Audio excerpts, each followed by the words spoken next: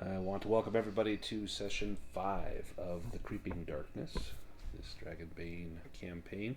Where we left off last session, we had gone to explore the magical glade of mushrooms. We had gotten some rumors about that place. When we showed up, we found a cave entrance that was lined with mushrooms.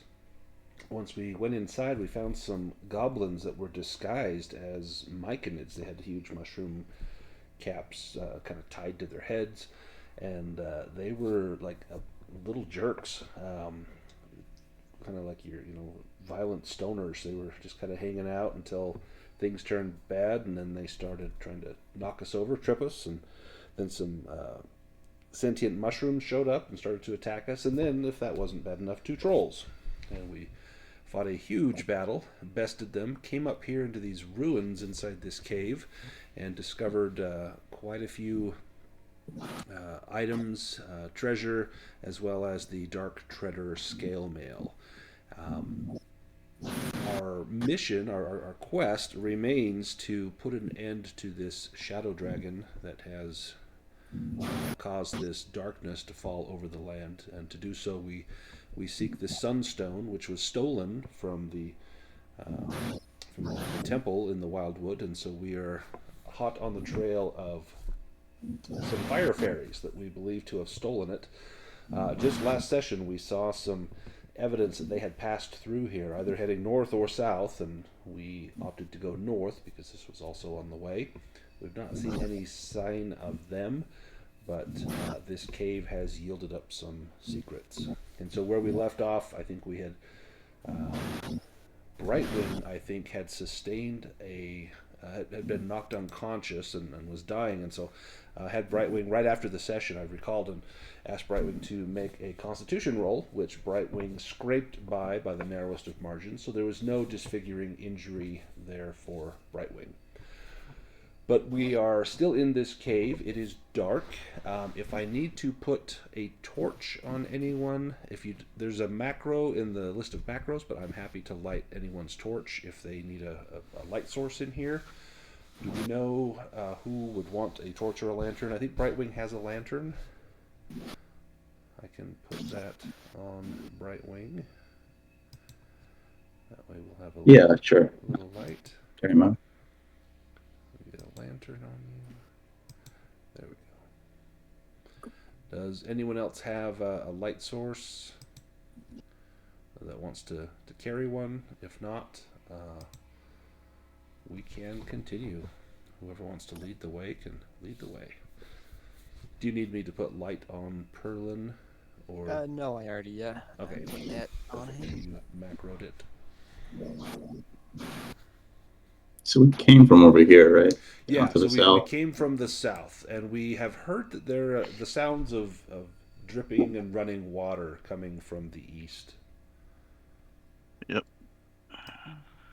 So this seems like another path, but there was that like Minotaur down south. Yeah, I don't know if we this did loops see back around, someone but skulking along a bridge down there.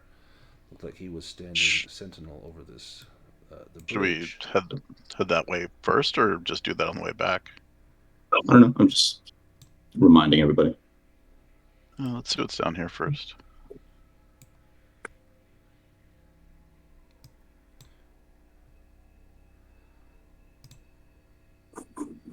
So it looks as though we have found the water, and there appears to be a stretch of water, a subterranean river of sorts. There's a fire there's over a here. fire burning on an island, and so clearly someone has been in here. Whether this was the goblins or who, we don't know. Now all of our characters know how to swim. The mallard is going to be better at it than anyone. Anyone can swim. If you have metal armor, you have to make a swim roll every round. Otherwise, you can swim a whole shift. The Hey water. guys, maybe take Yeah. a look. Oh, sorry. Go ahead. I was just gonna say take a look across the river. Yeah. What There's do Oh you yeah, see over there? it's pretty bright.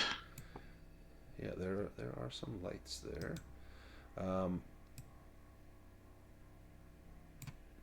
definitely something down in there. You can see. Is it the shallow? Any particular part on this figure eight? Is it closer by the fire? So And is the water running a certain direction? yeah, so the water is running from kind of the top right down to the bottom left. Okay. It does look as though right here maybe a shallower crossing. There's no land that has come up to the surface, but there's definitely you can see from that reflected firelight and the light of the lanterns and the magical spell that there is indeed some a shallow area there that you could probably cross a little easier. There's a big guy over there. Yeah, you see Is there- movement down over there.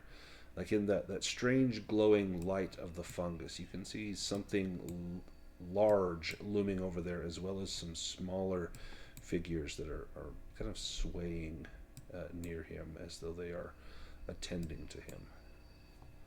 I say him, I don't know if it's a he or a she. Is anyone particularly good at swimming and take a rope over there? Or? So everyone is skilled at swimming. Everyone can swim. If you have armor, you have to make a swim roll every round. Otherwise, you'll start sinking. The mallard, it's much easier for the mallard to swim. You've got the webbed feet heroic ability, which will help you out here.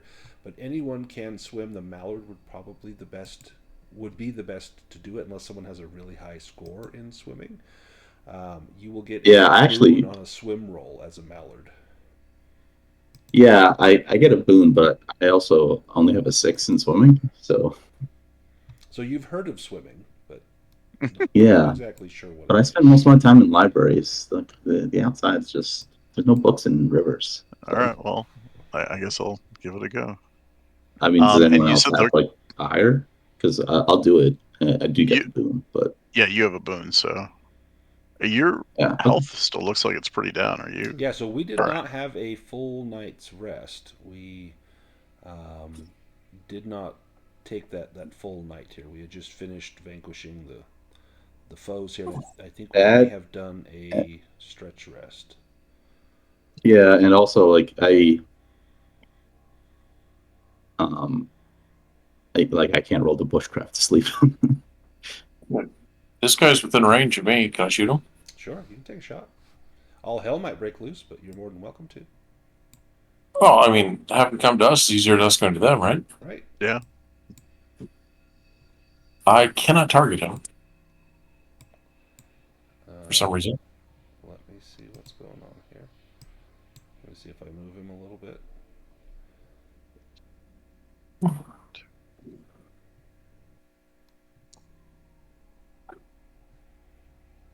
We'll become disheartened because we want to take advantage of. Apparently, I cannot shoot. Oh my goodness! Wow. I'm out of arrows. Oh boy. It's gonna be fun. First your bow breaks, then you forget to bring extra arrows. Yeah. The good news is he was not alerted because your arrow did not get anywhere near him. I have a quiver of arrows. I may as well just give it to you then. Oh, thanks. Yeah, lost mine somewhere, I guess. I'm gonna. So I have a quiver of arrows. Do I just take the arrows out and give it to him because he still has his quiver, right? Yeah. So you could just, for the sakes of this battle, you would have no arrows and he would have all the arrows. Okay. Yeah, I'll do that then. Let's go ahead and just pull us into some initiative here, and we'll get this going official like.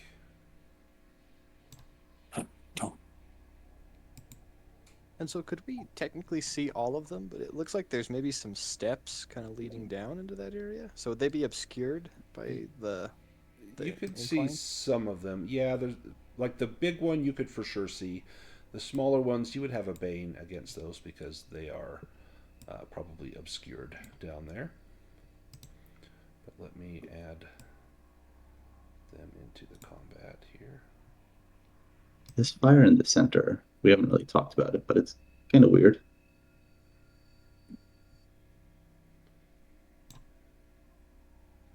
And then I'm going to group some of these things up just so we don't run out of initiative cards, because there's a lot of things over here. So let me get some of these grouped up here.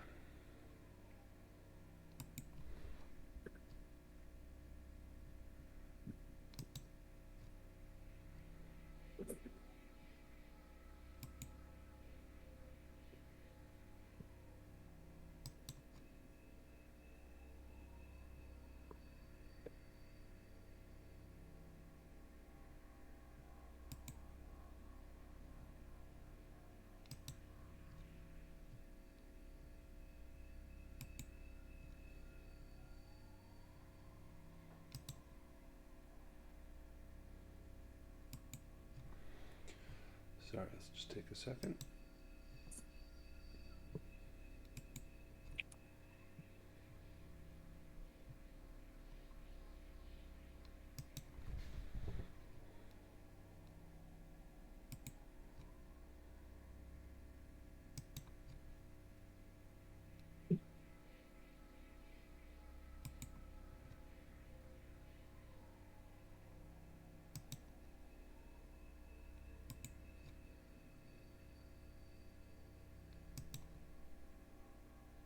Ah. Spore Sovereign. I thought it was a demon.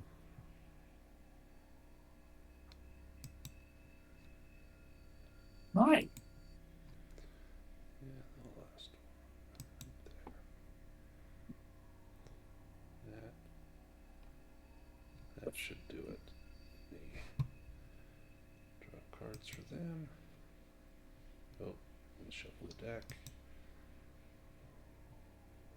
Now let's draw cards. I'm just musing out loud here for everyone else, but do you think maybe we'll like get hypnotized if we move too close to this stuff? It looks like that sort of thing. Hypnotized? Yeah. I like the trippy like fungus down there. Like past where they are. I would imagine you probably have to roll for that. I don't know that we know that, do we? Oh, I'm not saying we do or anything. I'm just wondering. Does anyone else think that's a possibility? No, those are poppies. Kif, you are up first. I guess I'll try to swim across and try to make the stand on the island. And you've got metal armor on, so I will need a swim roll here. And Yeah. I don't believe. Let me double check. I don't recall if that gives you a bane on swimming, or if you just have to do it every round. You said there was a shallow area. Am I able to walk on that There is, area? Or- Yeah. You wouldn't sink necessarily far at all. Yeah, so you just have to roll every round. Okay, yeah. So just, I would say there's no bane on that roll at all, but you could definitely cross over there. And that area, that shallow area, is kind of this area here. And do I still have to roll though? You would Even have to in do shallow, a am I able swim to roll walk? just because there is Oh, okay. current. It's probably, and you're shorter. It's going to be up to about your armpits. Okay. Yeah, because my swim roll blows. Me. And And if I'm in the deeper area in front of me, like that is, I'm basically truly swimming at that point. Yeah, that's going to be over your head. Okay. Does someone have a rope that you want to tie on, just in case the current? Yeah, I I have do. a rope. I'm gonna tie that around me and then hand that off to one of you guys. I don't know, maybe Garf or whoever's strong enough. Maybe Aurelius. He might be the Aurelius. strongest. Yeah. All right. Let's do that, and then I'll do it from over here because if I have to get across, my roll is bad anyway. At least the current might be able to. I might be able to get to that shallow area and catch the island before I get too far out. Yeah. Okay. Is the water moving really swiftly? It's not super swift, but there is a strong current there. It's just Okay. not rapid. So you wouldn't go like sailing away quickly, but it might be difficult to move against. Okay. And then is there swim movement? It's 6 meters across. I can move 4 squares, right? Yeah. Is that that's the same with swimming? So I believe. Let me just double check that. Just open to that page. Go around here. Let's just take a look. You can move half your movement rate in water that you can on land. Oh, okay. So and I can then- only get halfway across on this move here. And then there's no ranged attacks may be performed in water, unless you're. I mean, if you're standing in water, it's fine, but not if you're swimming. And any melee attacks are performed with a bait. And any significant maneuvers like diving definitely require a swim roll. Okay. So I'm gonna move out 2 squares, I guess. Okay. Give me a swim roll. Yep.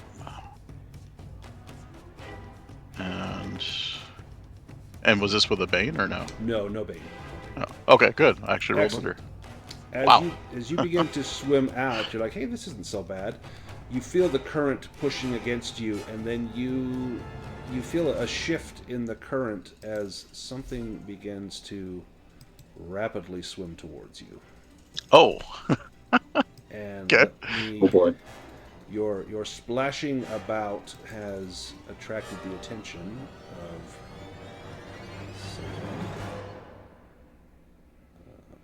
I'm trying to move my guy, but I can't seem to move him 2 spots into the water.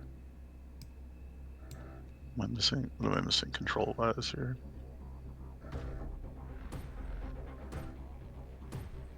Do you have the ruler selected? Maybe you have to switch off before you can drag it. Let's see. Oh, there you go. Okay. Now I'm 2 spots in. Perfect. All right. And then if you dash, you could get. You could swim your full movement, which would be what, 4 squares. Oh, okay. Yeah, So sure, I'll do you're that. just double moving in the water. Yeah, is that another roll or? Nope. No, just one per round. Okay, cool. So then, am I standing on ground now, or? You are. You're not quite on ground, but you're like right at the edge of the water. Okay. These fungi are not particularly aware of you. And I have the rope tied to me, so anyone else could probably use that to their advantage to get across. Let's see, just skip the pike. The pike gets to go. So this pike, he can move quite rapidly. Mm-hmm. And he comes to investigate this splashing that he sensed in the water. And let's see what he does. It's a big guy too. Mm-hmm. Tail strike. He aims a dreadful attack with its tail at someone within 8 meters, which will be Kif. Inflicts D12 bludgeoning damage. It can be parried with a shield. You have used your action, but if you have like fast footwork or something, you can do that to try and evade this. Yeah, I don't have that, so I don't think I can evade it. Hopefully your armor will soak all of this up. 9 points. So I have 5 from Scale Mail and 1 from the Horned Helm. Perfect. So you'll take 3 hit points. 3. Of damage. Okay. 1, 2, 3. Right. Aurelius. All right. Well, does that rope make crossing over easier? I'm not on ground yet, technically, right? So Yeah. maybe not. I may just trade. Somebody want to go before me? I don't think anyone wants to get in the water. Yeah. I think shoot the damn thing, right? I'm more scared of the water than the fish. Jeez. I mean, you are a cat. I'll go. Pick me. All right. Excellent. Perfect. Thank you. Let me swap with you. As long as no one's in the water, Perlin can just zap the water and hopefully electrocute the fish. I think Criff is in the water right now, though. Yeah, Yeah, Kif is definitely in the water. I need like one more step to get on ground here. Lyriana.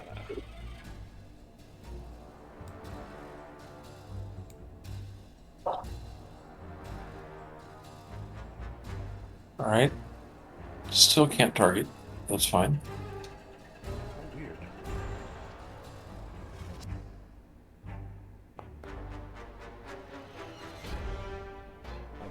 demon for a second. Oh, I guess I did get to target the pike. Good. Excellent. 7. 1 damage. Just see if he has any resistances. I don't believe he. No, he does not. And no armor. So he will feel the full brunt of that. All right. Guess I'll try and hit this guy.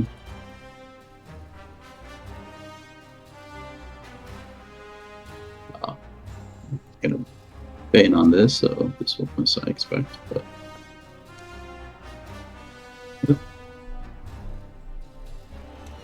I'm not gonna push that. Not So gonna push it.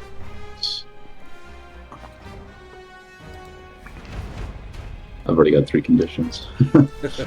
Yeah, now might not be the time. Alright, the Spore Sovereign. Let me give him a roll.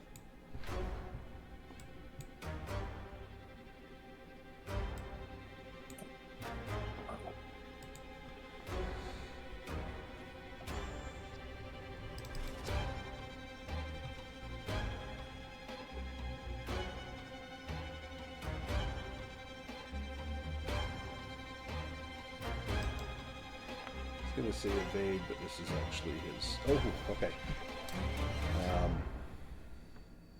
Shoot. Okay. Well,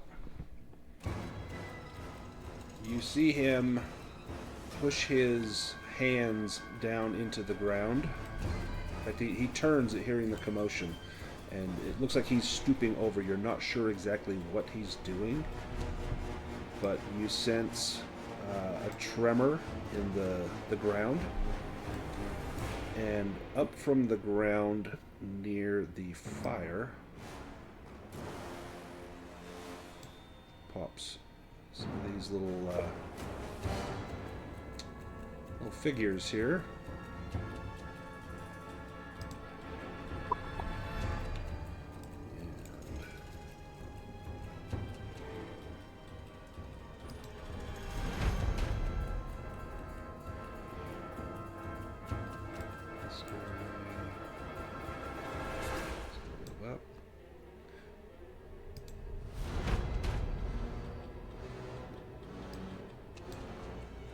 Aurelius. Okay. I guess I'm still just holding the rope. Yep. That maybe is an action. So if you let go of the rope, you can do that. That would be a free action to let go. Otherwise, if you want to maintain your grip on the rope, you can move, but you wouldn't be able to take an action. I'll just hold the rope. Yeah.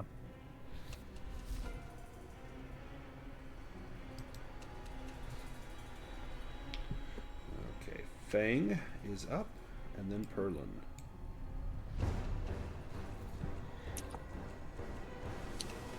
All right. Well, Fang needs a bath.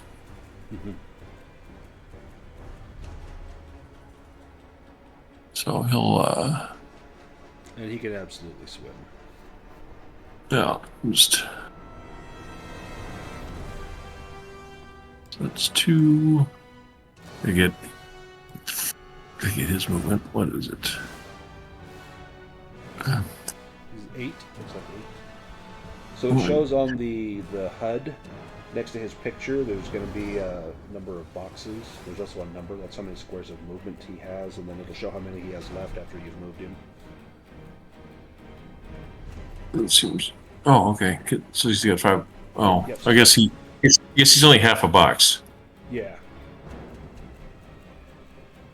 All right. Is this? Then to swim, he could move. Yep. He can double move. Move that. Yeah. So yeah, he'll double move. Come over here. Perfect. Perlin. There we go.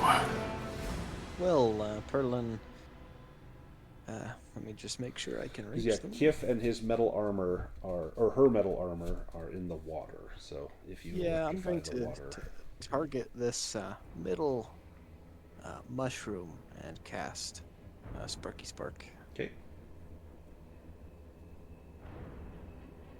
Again, that will cost you double because you are indoors. I'm going to power level 2. Good roll. And then the second one.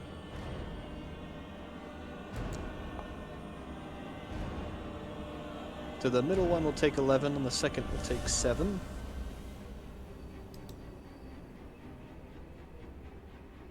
And big splatter, but not dead yet. Is the second one the one above him or the one to his bottom right? Either one. I guess I can roll.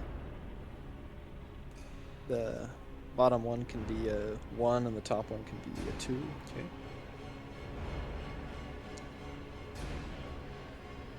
So the top one. Top one takes 7.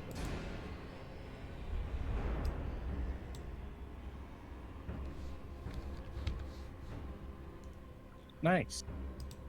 Little splatter there. Garf is up. He's going to shoot at the pike.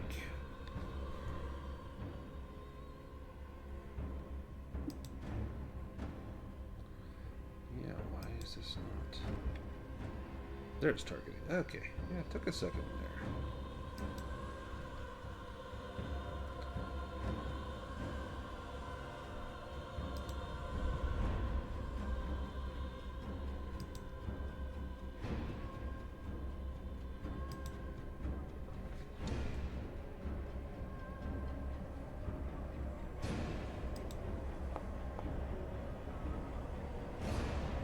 Oh, nice, Garf.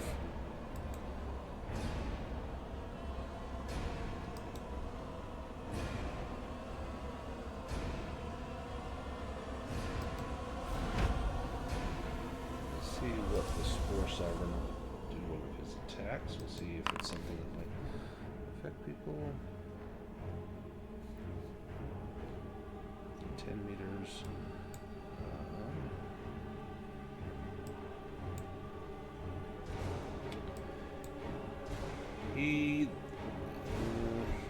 He'll move. He's not going to be able to make that charge.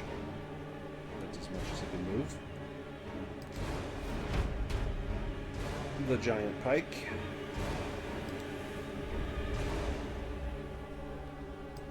Is the pike already gone? Oh, So okay. he has ferocity. He gets 2 attacks. Gotcha. For some reason, it didn't draw his initiative card, so it put him at the end. Razor Sharp Bite. This will be on Kif. 3d8 slashing damage, and you do not have Fest Footwork.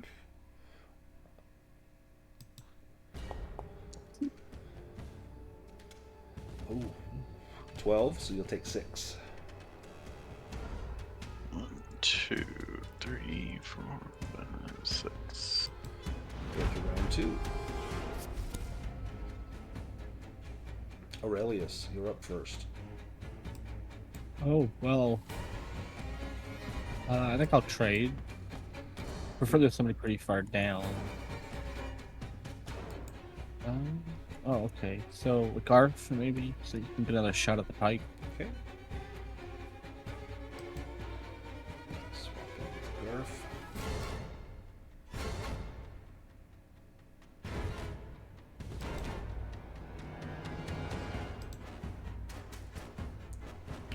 Alright, Garf will do just that. He will shoot at the pike.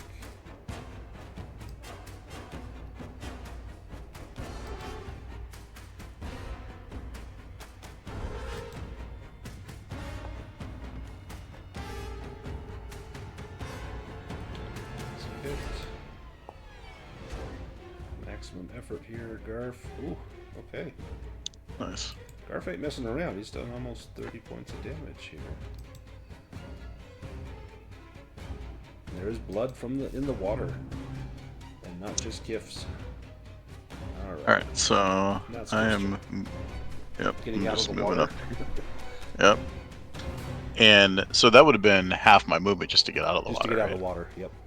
Okay, so then I really only have like What, 2 squares? yeah.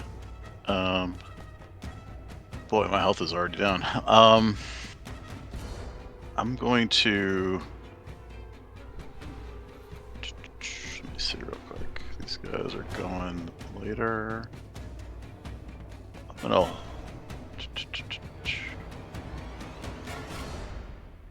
I think I'm gonna hold my action so I can evade or block or whatever.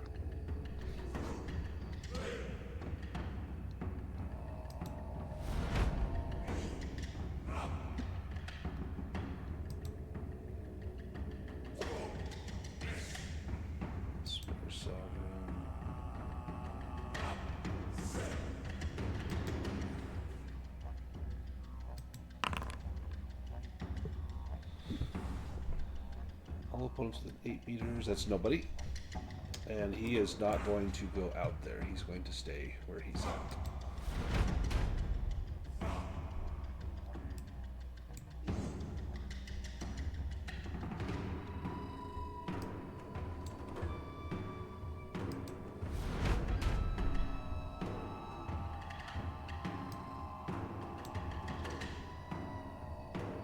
Illyriana.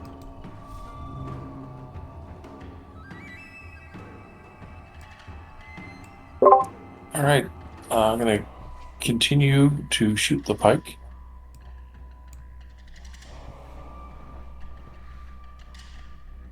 Oh, Or not. Don't run out of arrows again. Oh. Hey! Give me a bum. There's a hole in the bottom of that quiver. Yeah. Yeah, you handed him one arrow. I guess so. Guess I'll move down here. And that'll Garf be has done. arrows. If you want to take Garf's arrows, you can take Garf's. Oh no. Oh no. We're between breaking the bow and running out of arrows, we're going to knives from now on. Yes, someone needs to be able to do something here. Let's see. 6 meter radius. Nope, that's nobody. And he will not leave there. The pike. He does have something that can get someone not in the water, I think. I think it's this one. The pike sends a huge surge of water from its tail. All adventurers within 10 meters suffer 1d10 bludgeoning damage and are knocked prone. sneaky bastard. Let me measure from the pike, or if someone else is measuring, is that Everybody. That's everybody. everybody? Okay. Yeah.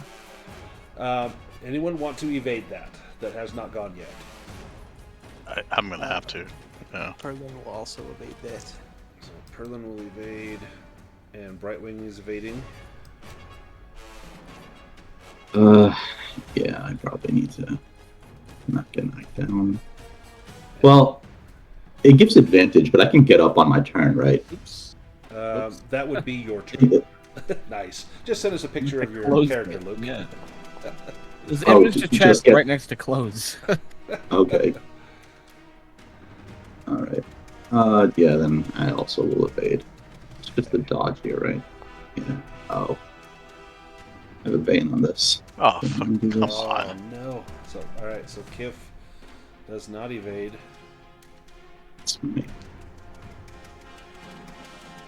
Garf he can't evade because he's already taken his turn. Yeah. Well, this is probably not gonna work, but yeah.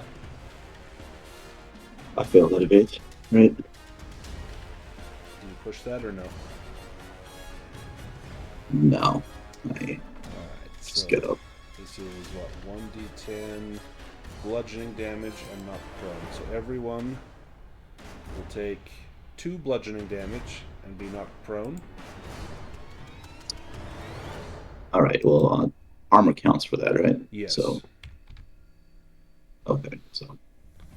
So the worst of that is going to be knocked prone.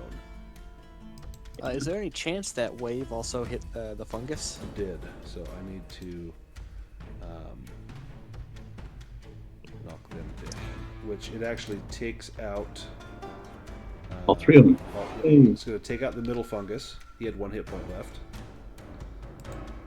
This guy here doesn't take him out, but damages him and damages him.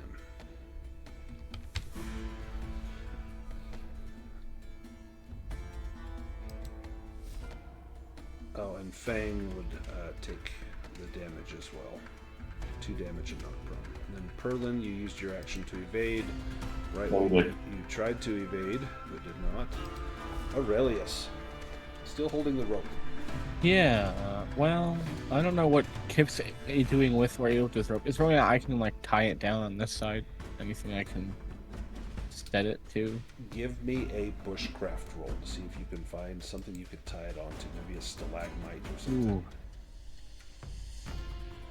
Well, Mark these guys. Ah.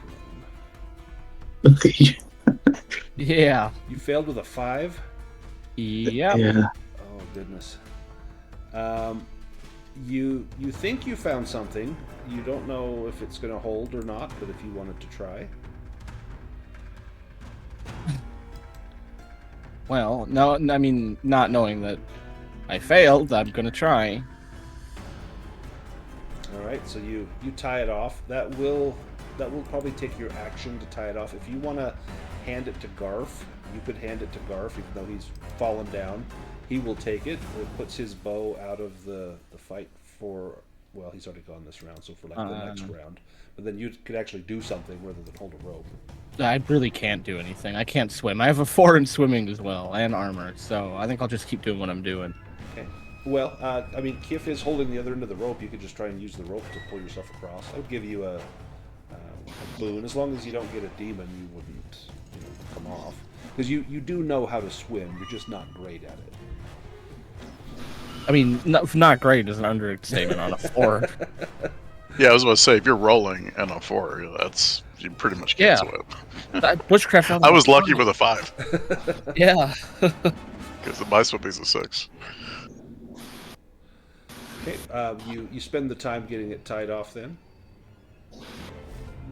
And Fang's turn.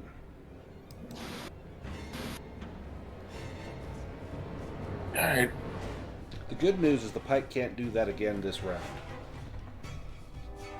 So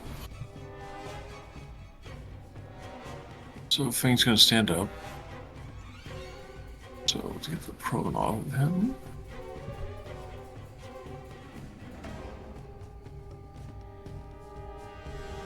Fang doesn't like being splashed. It shakes, gets all the water off. Maybe Fang's holding your arrows. You handed him the quiver. He's gonna bite the fish. Nice. Yeah, he prefers sushi over mushrooms anyway. Not much of an umami wolf. Oh, hey, look at that.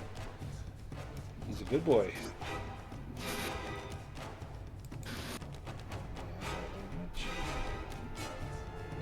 And that'll be him. Nice. Fearsome? Oh, it is this guy. Okay, he's going to stand up. And make him Is that it? no, that will... Unfortunately, that's not it for him. Oh, I didn't know if it, like standing up would just be a full turn. No, I think it's... you can stand up on your turn. It's like kind of part of your move action. It's a free action. Yeah. Let's... Just go here. Come on, move.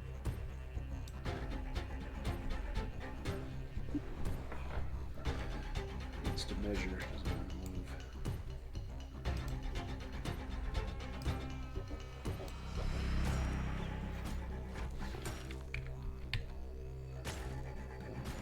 There we go.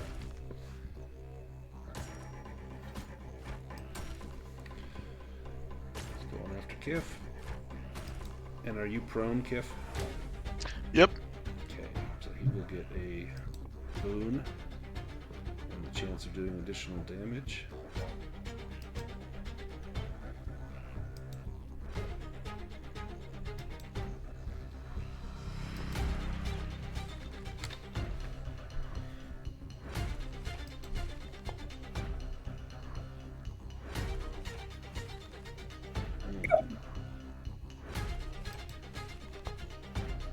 Get under 6. Nope. Wow. Alright, I'm dead. That puts you at 0. Well, at least Aurelius can just pull your body back across the water to recover you. Sure.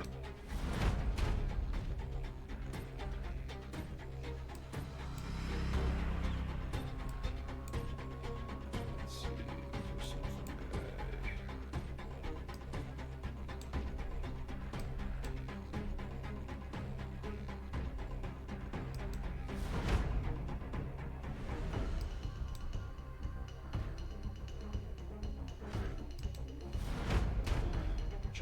pike. I don't. Well, no, he could actually go after Fang.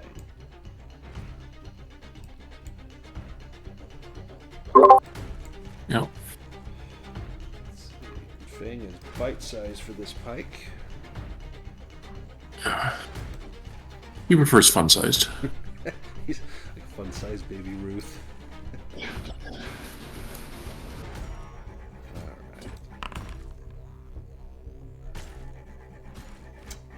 Lunges at Fang, knocking them down and tearing at them with his sharp teeth. Inflicts 2d8 slashing, plus 1d6 since the victim is prone. Alright. Okay. Oh, nice. Nice. And let's roll the d6. That still knocked him down. Oh, shoot. So 8 He to had- Fang.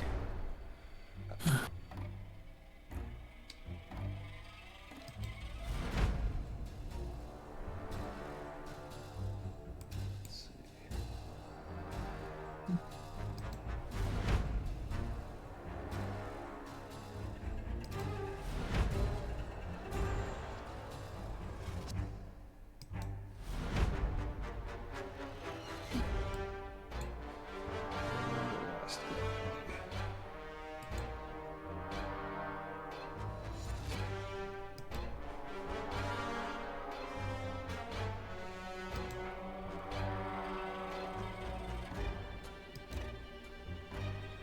He gets up.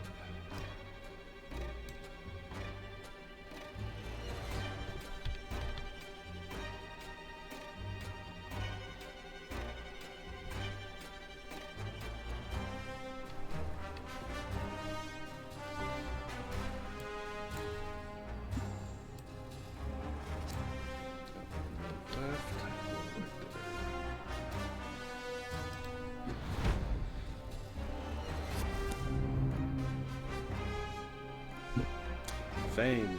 Death save for Fang.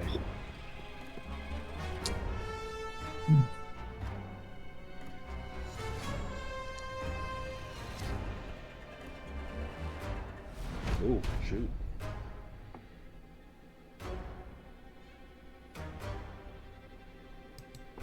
Garf's gonna get up.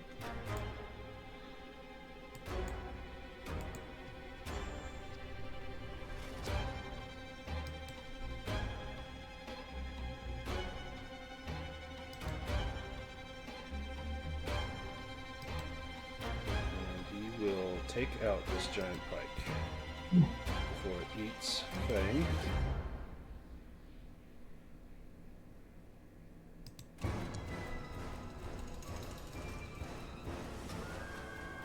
Maybe.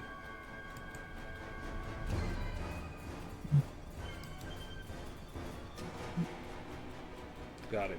Sweet. Illyrian. And then Garf is going to move with the rest of his movement. He's going to start crossing the water. Stand up.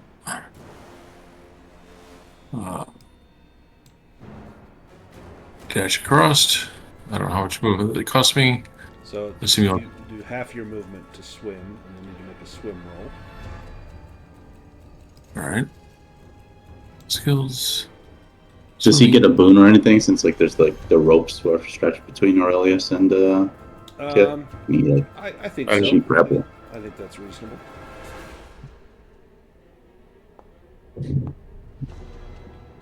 Didn't matter. Will become exhausted from swimming.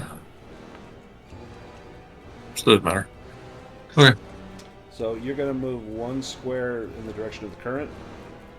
The good news is if you end up butting up against this, you can just climb out right there, but you'll move one square in that direction. Garf will likewise make a roll. So that's a double move for me then. Okay. Garf needs to. And I guess I'll stay here. Garf did it, but he is in the middle of the water. Brightwing. Let's see.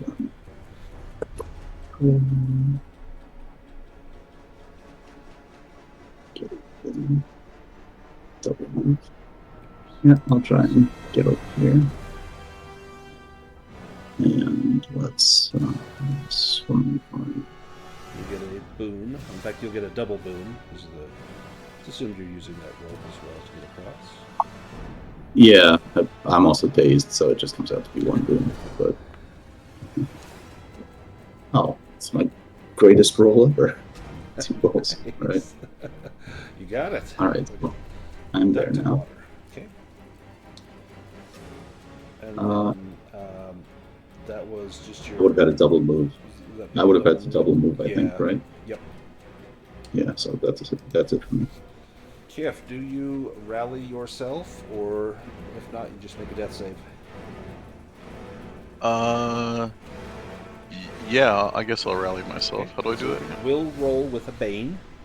If you succeed, you stand up, and then you make your death save, and then that's the end of your turn. But then on your next turn, you can move and act before you make your next death save. Okay. Okay, so that succeeded, right? Yep. So you're still at 0 hit points. You're still dying, but you are up and on Yep. your feet. So now I need a death save, and then that ends your turn for this round. Took you the action to rally yourself. Okay. Nice. Success. Perlin. Well, Perlin will move up here, and he's gonna sling a stone at this first fungus.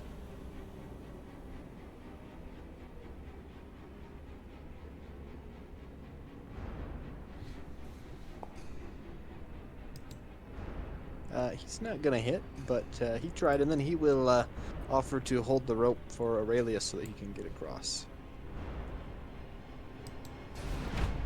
Here's some fun.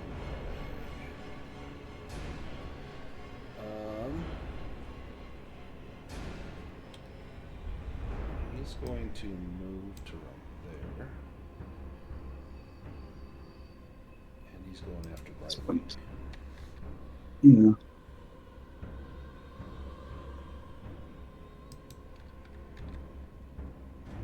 It's better than him going after Kip at this point. Right, because if he hits Kif, rather than taking damage, that's a failed death save. Yeah, this does not want to target. There it goes.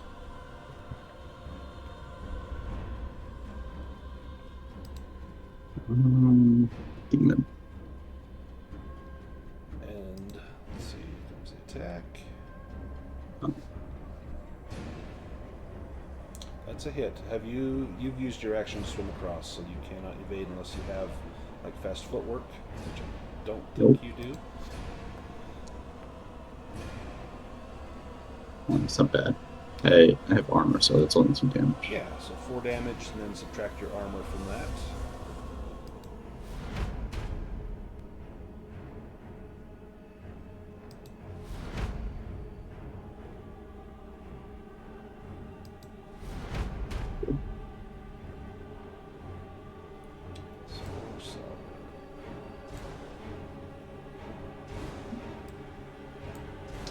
He's going to stay in his little lair.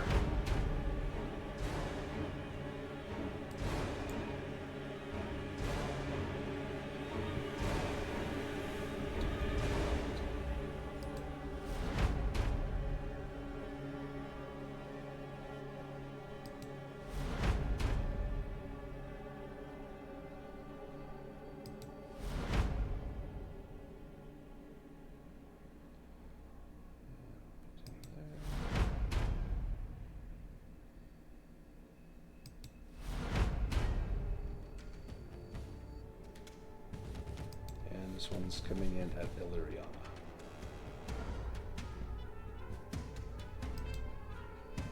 And after this will be Aurelius, after this attack comes in. Mm-hmm.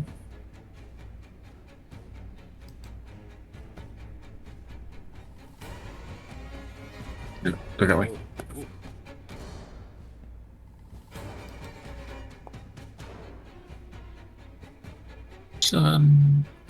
Got it. Okay, Aurelius. Perlin was generous to offer to hold this, but I don't think that really makes it much easier. You might want the strong one to just keep holding it. Well, Perlin's okay. He's got a 10 in strength. well, yeah. Just don't get a rope burn and then drop the rope because it hurts. So swimming He's happy roll to with spinning rocks. a swimming roll with a boon. You can probably Let's make see it how in this a goes. single double move. Oh no, I failed. Surprise, surprise. So you'll move out and then you'll drop down 1 square. And then you can do your move, you can double move. So you move 2 squares, drop down 1, and then if you double move, you'll move 2 squares kind of in the direction that you want to go as well. So it'll put you there, you'll drop down. You'll probably end up like right about here, I'm thinking.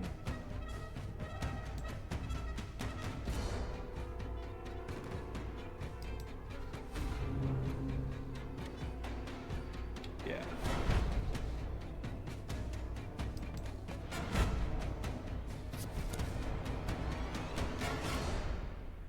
Perlin, you're up first. Perlin will trade with Aurelius. Okay. Now we'll get Aurelius out of the water before the other pike. Before he gets too wet. Swap initiative with Aurelius. Alright, Aurelius, your turn.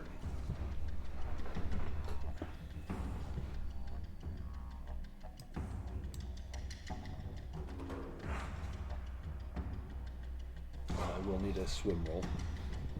Oh yeah. Can't forget that.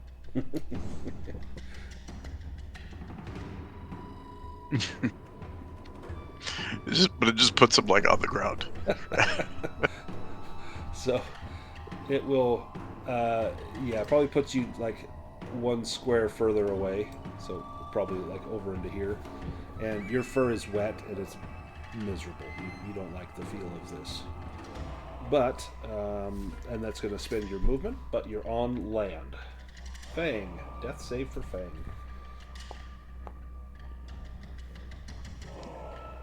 Nice. Excellent. Illyriana.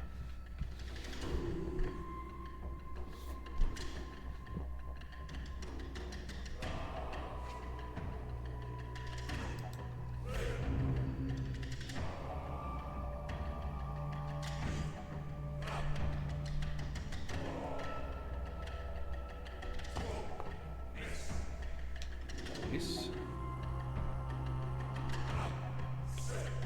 That's good. slowly, but mostly slowly getting there. Yep.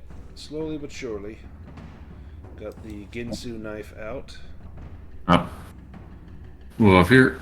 Be done. And you took that guy out. Excellent. Oh, good. Brightwing. So, Kif, I can still heal Kif, right? Yeah, so Kif is up, but Kif is still dying, so healing would stop that. Yeah. Okay, so I will roll for that. If you're doing a healing roll, if you have bandages, it's a straight roll. Otherwise, there's a bane on that roll. I've got surgical instruments, so I get a Oh, boon perfect. on Get it. a boon. Yep. Pull out the hemostats, pinch off the bleeders. Yep. And then Sweet. that's 1d6. Yep.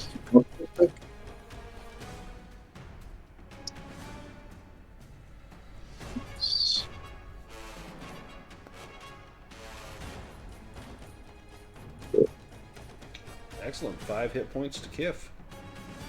2, 3, 4, 5. Thank you. Garth will... How much total do you have, Kif? Right now I have 7. I'm down 7, so I have all 5 health is what you just gave me. Oh, okay.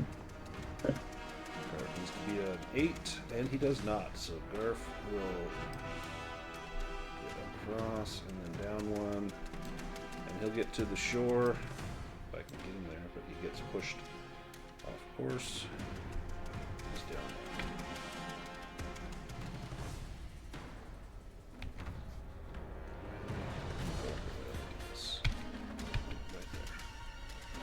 And then it's Kif's turn.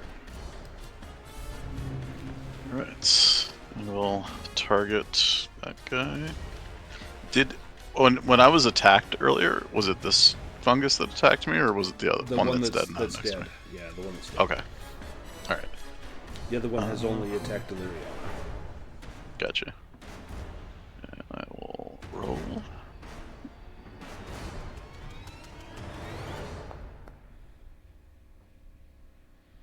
Nice.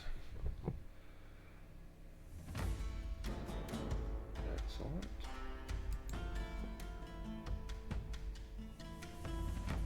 While we're here, Kif, give me a Constitution roll to see if you sustained any serious wound.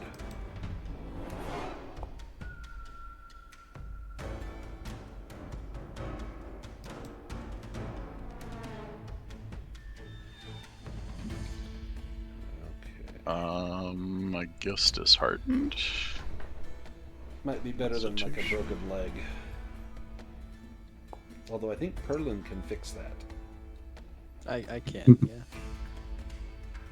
Okay, so no serious injury. You. Then you have movement. If you want to move, you could move away from that guy, or you could maneuver around him, or stay where you are. He gets an attack of opportunity, right? If you move away from him, you could move into any of the squares that are still touching him, and there would be no attack of opportunity. But if you moved away from him, then there would be. I don't really see a reason to move anywhere. I'll stay around.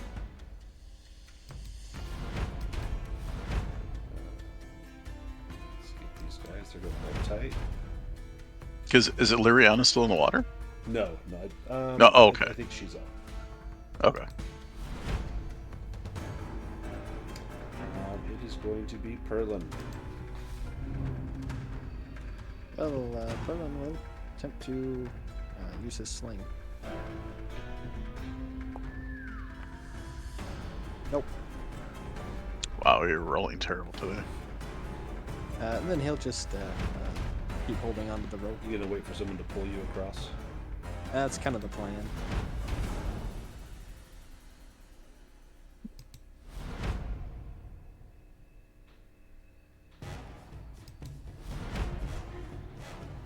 Last one. Alright, we'll do 1, 2 is Illyriana, 3, 4 is Brightwing, 5, 6 is Kif, 7, 8 is... Well, no, he wouldn't leave. So, yeah, 1, 2 Illyriana, 3, 4 Brightwing, 5, 6 Kif. Oh, Brightwing. So he steps up.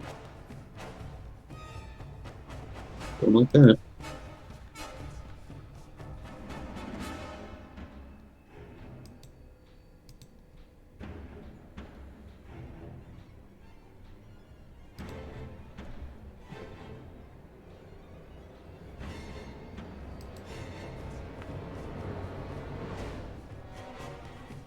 Hey. I believe that's a miss. Alright, next round of combat.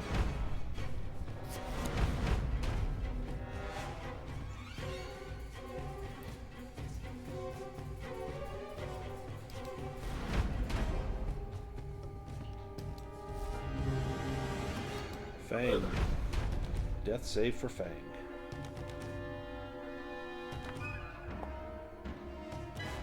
Ooh. Oh, is that 2 fails or 3 fails? 1 and 2 right now. 1 and 2. I can heal them. So you don't have to. Illyriana's turn.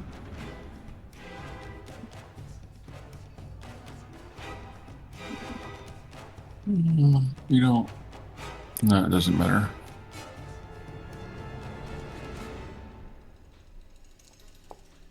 Oh, it's on a dragon. Nice. That might do it.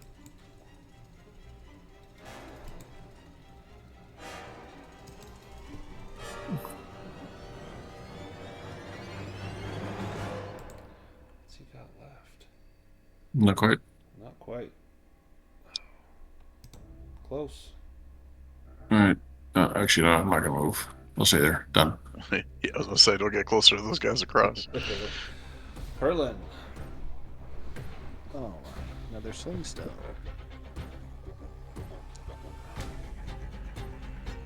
A little better, but still no. And then I think Perlin will tie the rope around himself and start trying to make his way across. Okay. Do a swim roll. You can move 3 squares. Oh, Nice. no, I actually.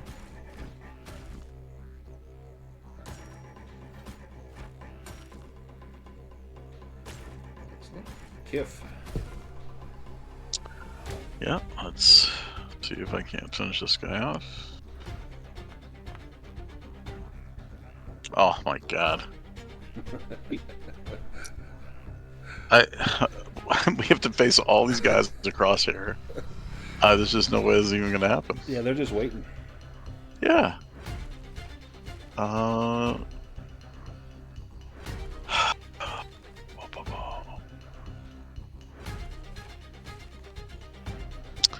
Yeah, and he's going next.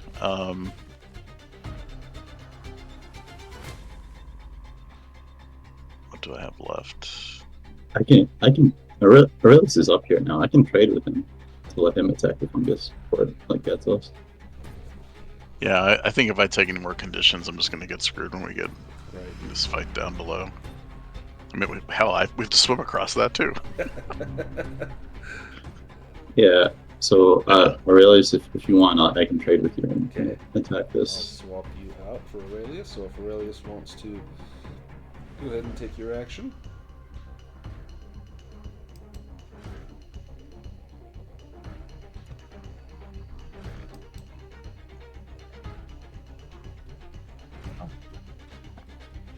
Very happy to. Finally get to hit something. Yeah.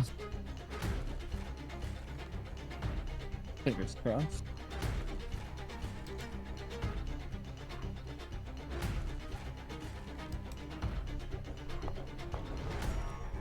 U6.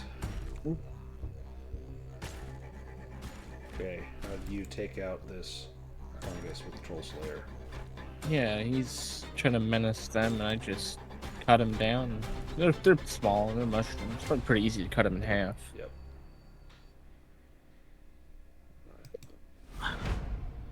Skip here. Brightwing. I will do a healing roll on Fang. Okay, on Fang. There it's that.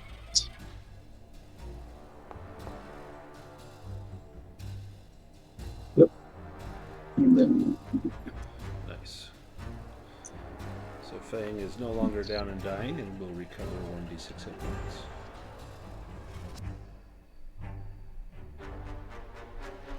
so 4. 4 hit And points for Fang. Thank you. And he did not get the permanent scar. Nice.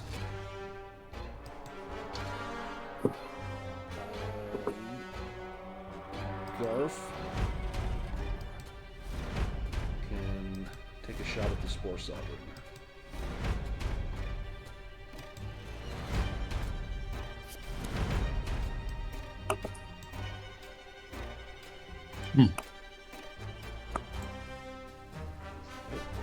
I think I skipped Garf. Let me take Garf's shot real quick. Mm-hmm.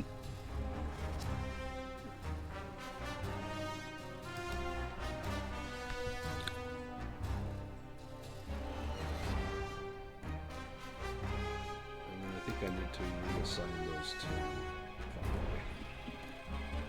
It's doing that thing that it did before. And the leader Oh, dies. okay, cool.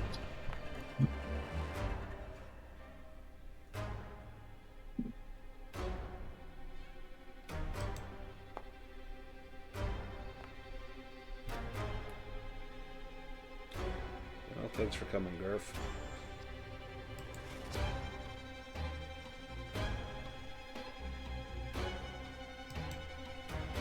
Spore Sovereign is not dead. Not yet. Let me reassign these. That's the first damage he took, right? Yeah. I think so. Okay. Yeah, he's not even splashed yet. So Yeah. it would have been nice if he was just like a glass cannon. But What is the range from here? Brightwing, you are up next. Oh wow, that's far. Okay.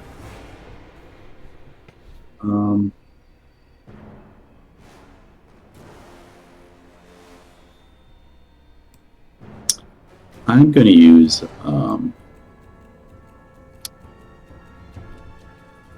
Battle Cry, which. So let's see. Okay, yes. So everyone within earshot of me can heal a condition of their choice. Oh, sweet. Oh, that's great. Can you do that like 6 more times? I do have quite a bit of willpower, so Does that count towards you too? Because aren't you like down a couple? it's the flavor text says all other player characters within earshot, so Inspire I to don't show know. friends.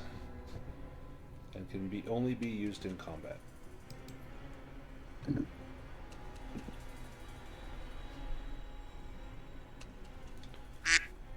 Nice. That's the battle cry. Little duck. Illyriana. You could throw your bow at the Spore Sovereign. If we do have any arrows, we should use that fire to light a arrow, right? I wonder if we can Yeah. do that. Garf, More you're a effective. boy. Yeah, I guess Liriana will come and be the front line of defense in case they decide to swim across. That'll be turn. Perlin. Well, Perlin will try and get up onto this island. Give me a swim roll. Worst case, you'll get pushed down 1 square, but then you'll be able to get across, which really isn't going to matter because there's no opponents on the island. Hey, look at that. Well, and then Perlin will double move and come down here, start getting warm by the fire. Okay. Gift's turn. Yeah, I don't have a ranged attack, so I'll just move. I can move 1, 2, 3. You are you good with slings at all? Am I good with slings? Not particularly. No. Yeah. Alright. So 1, 2, 3. I think that gets me for 1, 2, 3, 4. Yeah.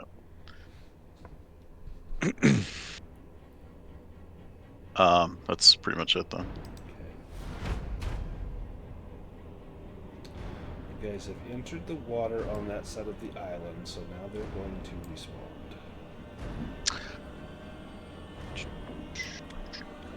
But they're slow.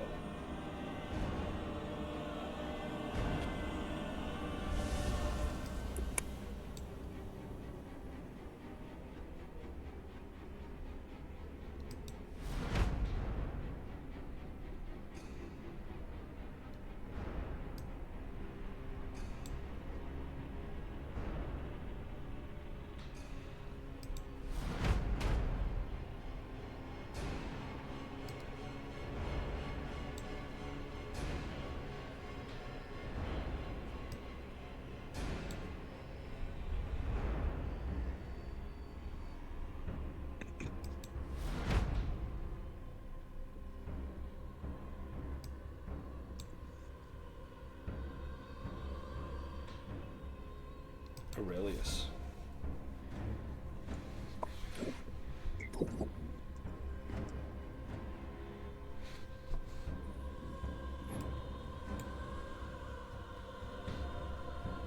I mean, yeah, that's my full movement.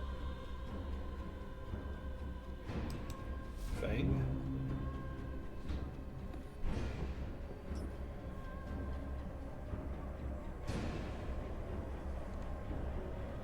And Garf. Garf can no longer see the Spore Sovereign.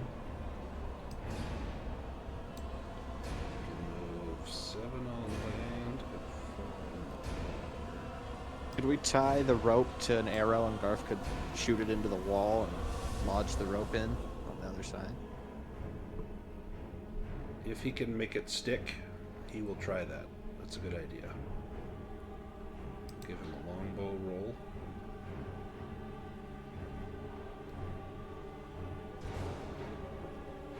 I'm going to give him a Bane because he is trying to stick it into rock.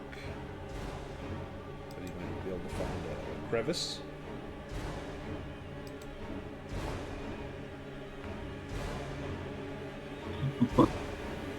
Oh, okay. Well, he's not targeting Illyriana, he's targeting the rock, but he does. He gets it to stick like right across over through here.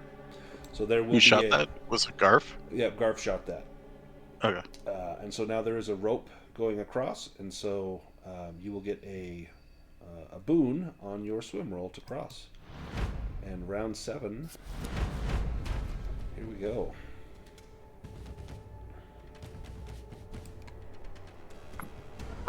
Why don't we just have Garf and Perlin take care of them? Right. Send them in. They'd probably be fine. I mean, were you talking about at range?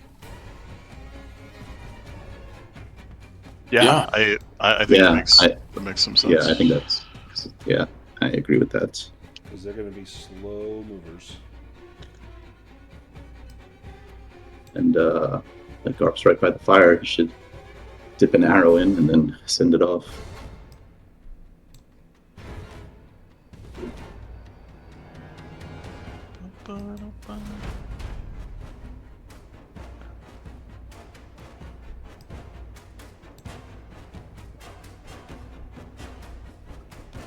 They're still out of range. Most of my spells are 30 meters. So I can Like only right hit them. on the cusp of it. If I have a tablet, what is the range of the tablet?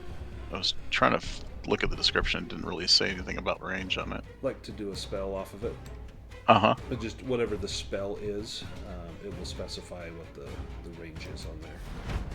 Oh, okay. Yeah, you got to look up in the rules. Oh, yeah, I see it. Okay, gotcha. Garf will attack this fungus that you can see, dipping his arrow into fire.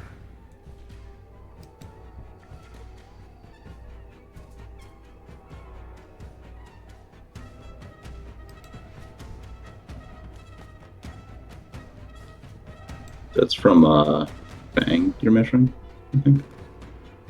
Or maybe that was someone else. It was from me. I was measuring. Okay. Oh, okay. Garf with the dragon. Nice. Is that cocked? Does it count?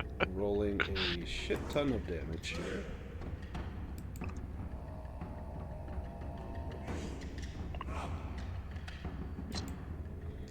That's got to take that guy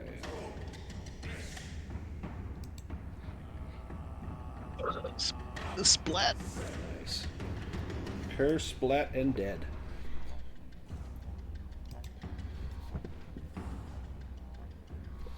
Alright. Up next is Perlin. Berlin will switch with the Spore Sovereign's number 9 slot. Okay. Get that switched over here.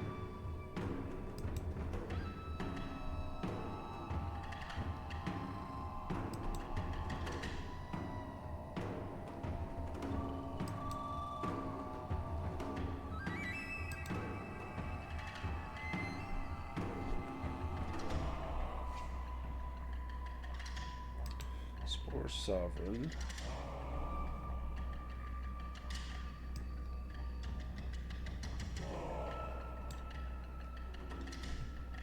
Let's see. He's got 2 moves left. He begins to wade into the water.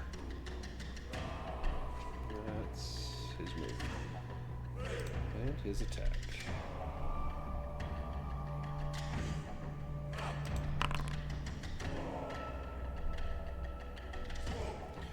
snaring roots. The Sovereign calls up a network of grasping rhizomes all around it. All opponents within 8 meters must succeed on an evade roll with a Bane or be restrained. It takes a strength action to break free. That's the front line. I don't think it's Perlin. Nope. It's not me either. Fang, Illyria, Corellius, and Garth. Okay. Garth, make an evade roll. That is with a Bane.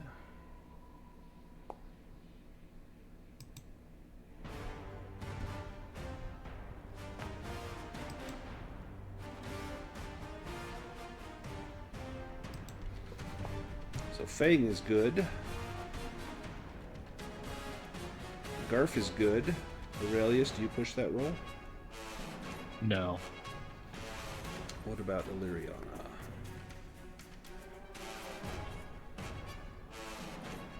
Oh. Illyriana's got it, so Aurelius is restrained. Let me add that on there, and then it will be Illyriana's turn.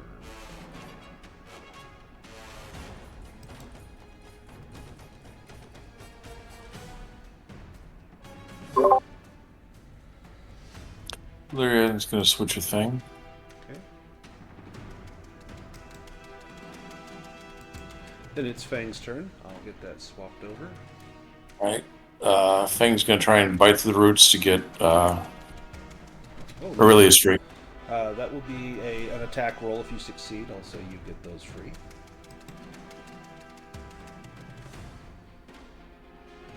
Ooh.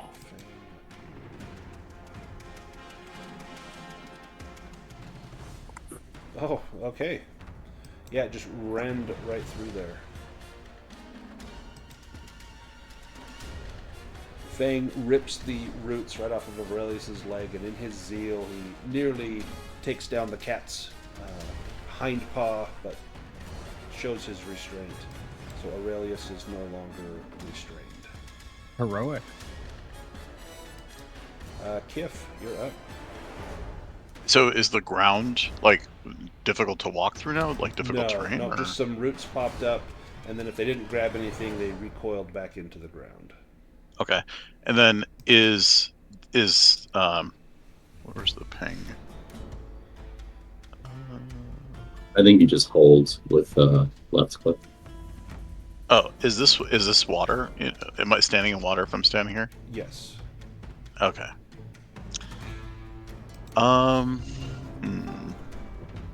Well, I will at least move. Let's see, Aurelius is coming up.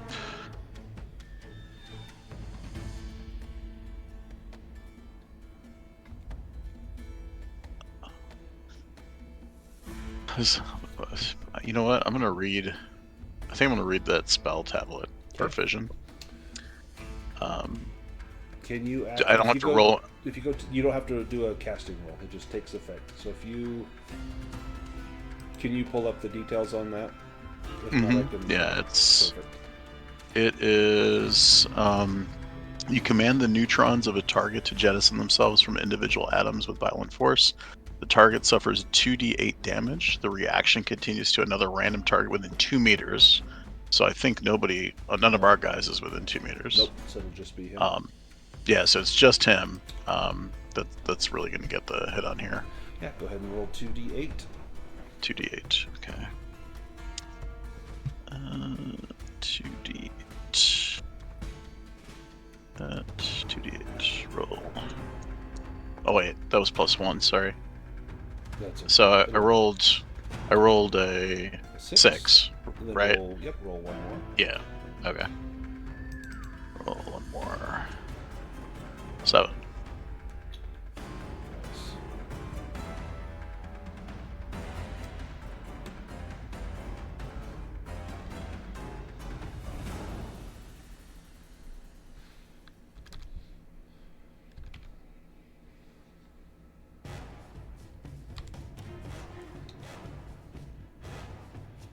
Still not splatted. And I can move through my own guys, right? Yeah. Yep. They do not block your movement. You just can't stop in the same space. Yeah. Okay. So 1, 2, 3. So I think I can get on the other side of Garf, right? Yeah. And still be on ground? Yep. Okay. Right there. Okay.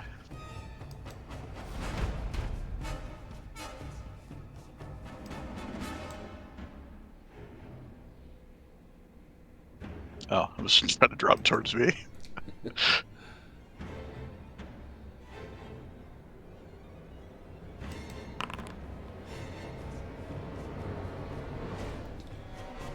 Sweeping attack. The Sovereign whips its arm at 2 opponents within 4 meters. Both suffer 2d6 bludgeoning and are knocked down. So that could be... I don't think Perlin's within 4. Actually, Perlin is within 4. So 1, 2 Kif, 3, 4 Garf, 5, 6 Perlin, 7 Aurelius, 9, 10 Illyriana, 11, 12 Fang.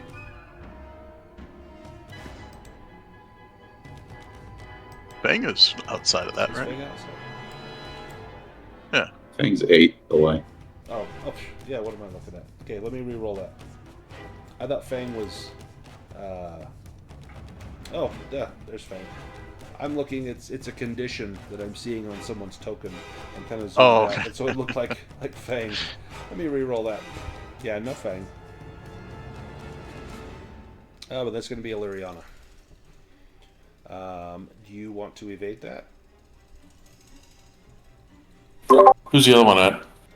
Yeah, there's 2 opponents, two right? attacks. Yep. So it's going to be Illyriana and... That should be Illyriana.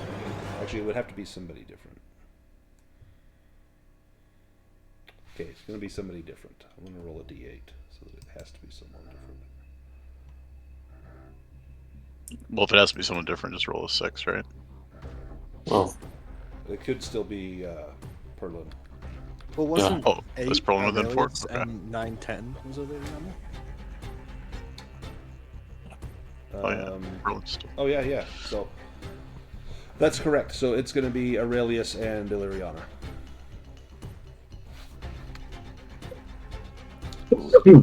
So Illyriana can evade, and Aurelius, have you had your action? No, but I would take it anyway. He's got the armor, right? So you will be knocked down, Aurelius, and you will take 9 damage. And Illyriana, are you evading? no, I'll take it. Okay, 9 damage, and you are knocked down as well.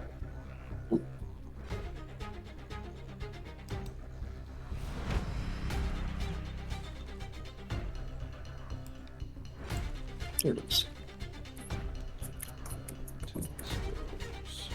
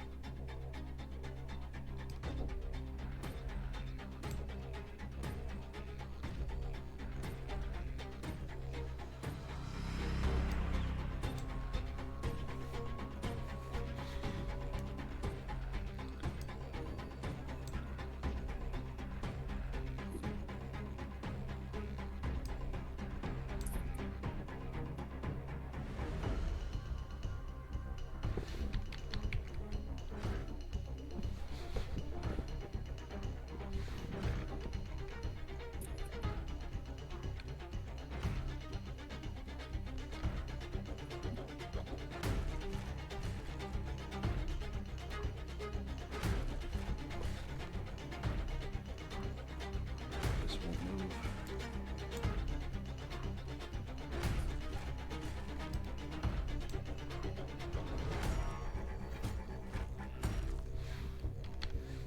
More.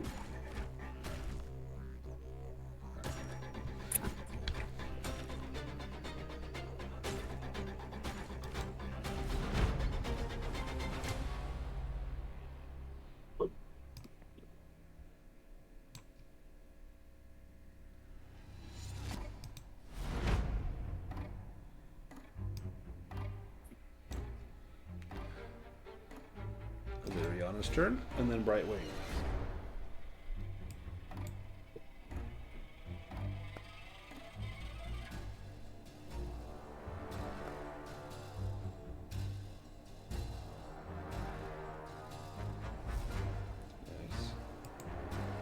So she stood up, right? So she's not blowing anymore. Yeah. Yeah, I'm standing up. Brightwing. Um.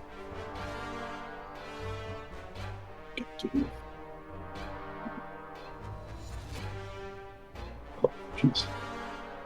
Can I run over to Illyriana and like shove a mushroom down her throat? I've got these Don's decaps. You sure can. All right. So Chew, woman, chew! yeah, Perlin. Perlin will move over 1 square oh great, it's only and use 1 hit point for Quick Wound. yeah.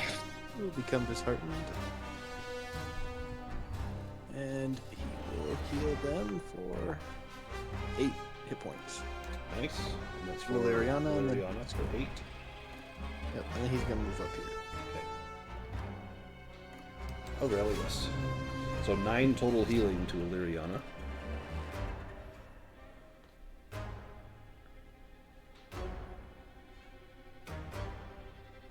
Phew, that was close. This would have been well into failure for me. That should make a little splatter.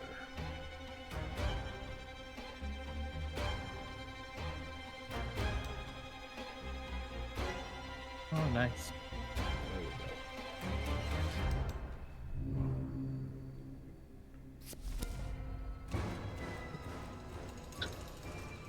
Brightwing and then Perlin.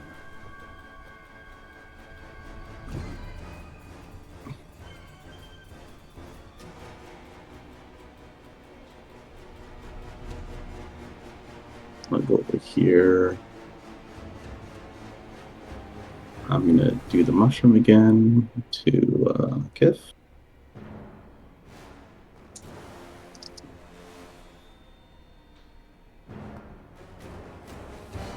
And then I'll duck back over here. 2 healing for Kif. Perlin. Well, Perlin is going to move to the water's edge and then cast Sparky Spark at the lead mushroom Okay. that That one down approaching. there. Now that will arc to one of the 2 next to it. Do power level 3. So to the first one, it'll be 14.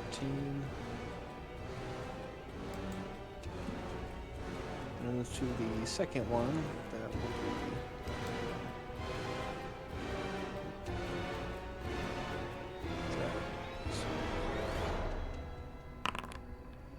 Oh, no. Sorry. 44. Ooh. Yeah, no, it should be 4d4. There it goes. 10 damage to the second one. You want the one on the left or the one on the right? I'd rather have the fearsome fungus, not the blood drinker Okay. one. 10 damage to that one.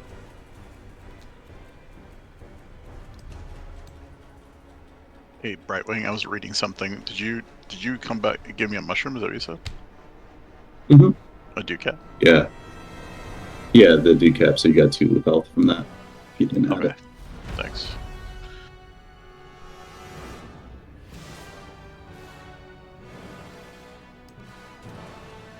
Then Perlin moves back.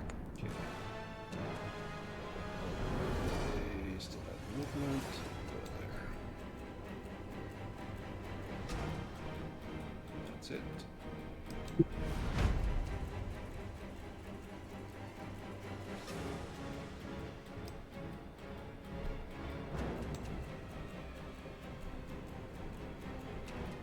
Aurelius. Nice.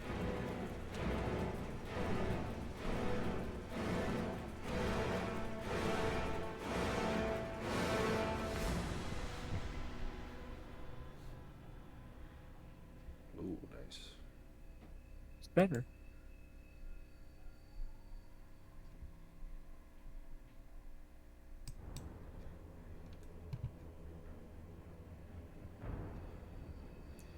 Kif.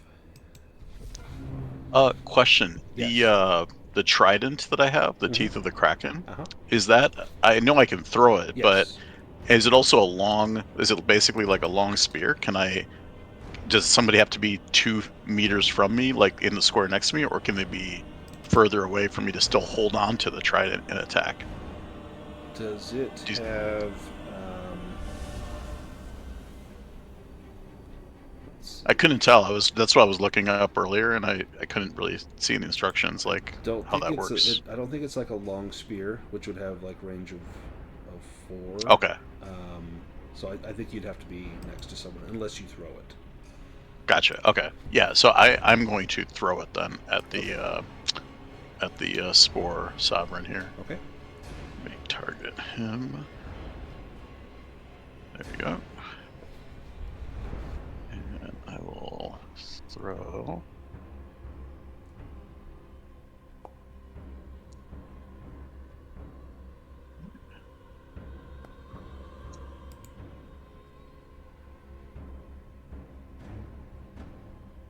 Nice.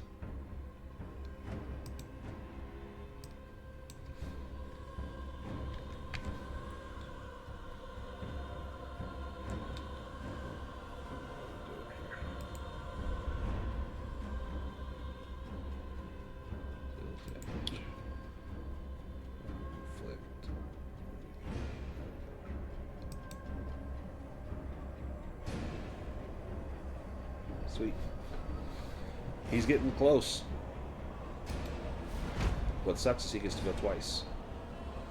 Yeah.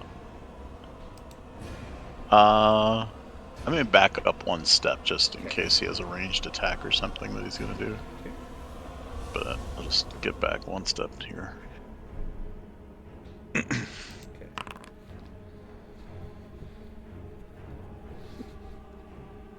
Stalk Slam, the Mushroom King, bashes a player character with its many tumored arm, inflicting 3d8 bludgeoning. That's going to be 1-2 Garf, 3-4 Aurelius, 5-6 Illyriana.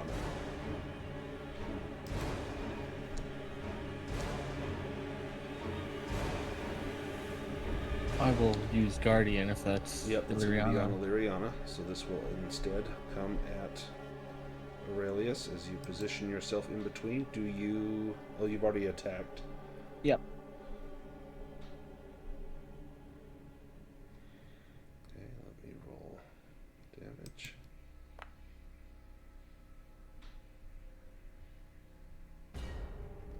Okay, 13 damage to Aurelius.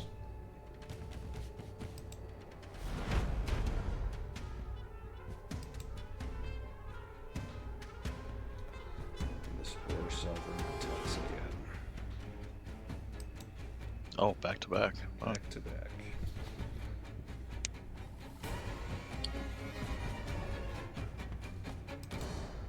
Putting it back. Uh-oh. Stinking Cloud. The Spore King sends out a wave of nauseating stench from a gill slit in his crowned head.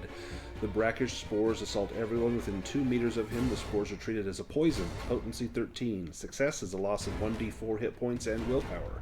A failed roll is 1d8 hit points and willpower. So 2 meters is Garf, Aurelius, and Illyriana. So that is a Constitution roll. Oh, lovely. Oh, nice. You rolled a dragon twice now on a bit. So as long as you get a success, the let's see what Garf gets here.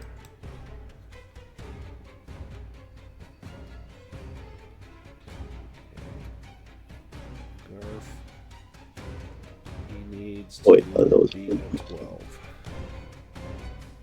8. Nice. Garf does. So a success is a loss of 1d4 hit points and willpower points. It is going to be a loss of 3 hit points and willpower to Illyriana, Aurelius, and Garf.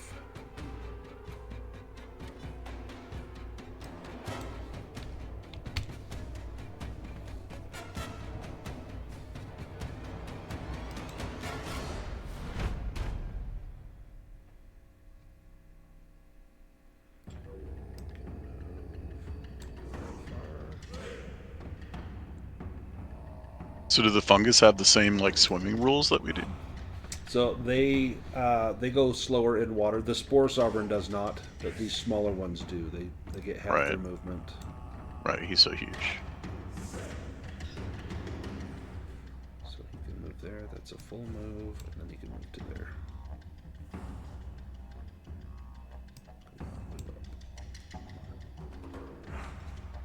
You can go one more. There's not much current on this side. It's a little easier There's to cross. There's nobody on our side in the water right now. No. No.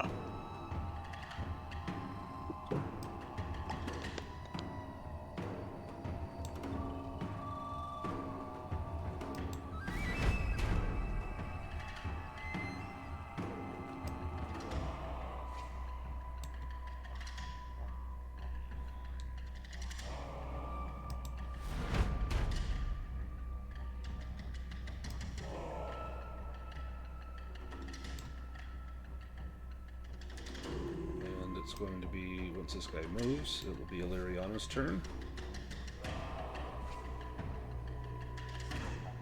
Continue. Ouch. That's better. Who's going to take out the Spore Sovereign? He'll probably go down. Just, that might be enough. Let's see.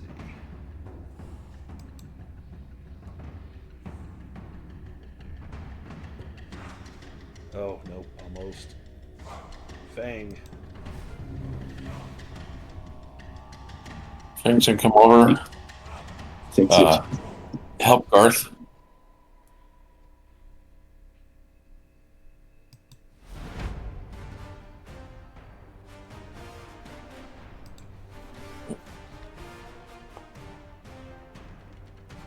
Does Garf have like a boon with the help? Is that how that works? Yeah. But Fang failed his evade. Yep. So free attack on Fang. Well, you get a free attack. It could affect multiple people. Oh, true. Let's see.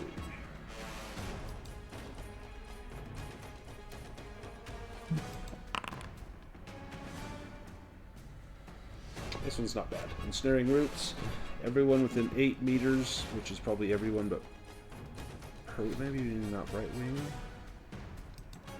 Let's see. No, it gets me. Yeah. Oh, yeah. So that is an evade roll with a Bane or be restrained. Yep. Evade with the Bane. We And change Aurelius with the Demon. Hey, at least you get a chance to upgrade that.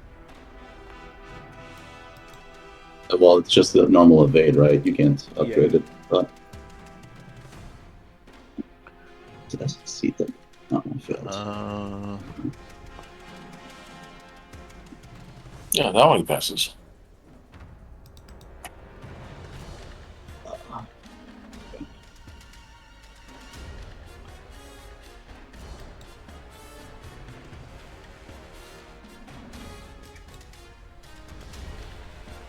This is for Garf. This is for the 12. Nope.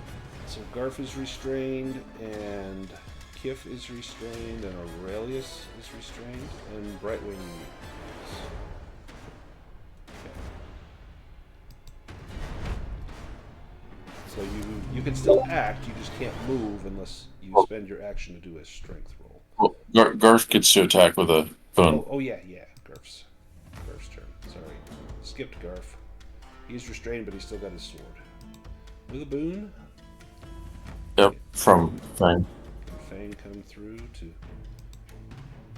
this for him? Come on, Garf.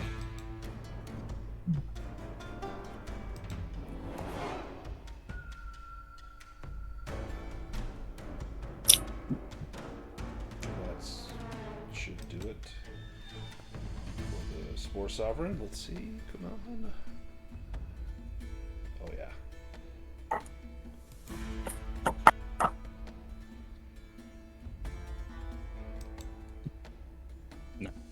Good job, Garth. Excellent. Good job, Garf. Good job, Fang. people whose names have 4 letters. Aurelius, your turn. As chunks of the spore solid slowly drift with the current. That was some great timing. And if you are I'm in the water. restrained, If I do that, aren't I? You're in the true, yeah. and that's water too, I'm right? restrained anyways. Yeah. Yeah. Yeah, and Yeah, there's water there for sure. so if you want to break free, that's a I'm strength. free at least. I There you mean, go. can Perlin still like attack with lightning? Because they're all in the water right now. They're all clustered. You may want to just trade with Perlin instead. Oh, that probably would have been the wiser option. Oh, you already rolled. Never mind. But at least you're no longer restrained. 1, 2, 3, 4, 5. This guy's coming at Durf. Still in the-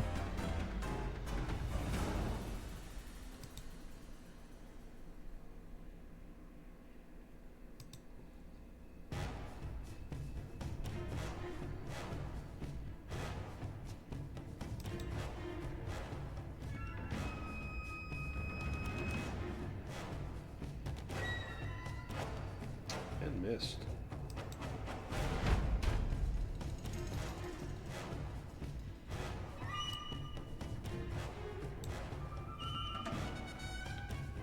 And this will be 1, 2, 3, 4. He's got 1 square left, and he can make it to Kif. Right there.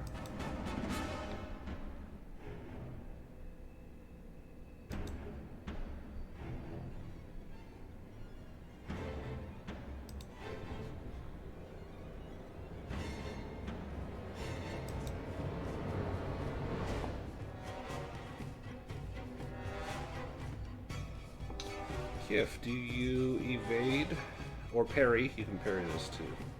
Yeah, I was gonna say, let me parry.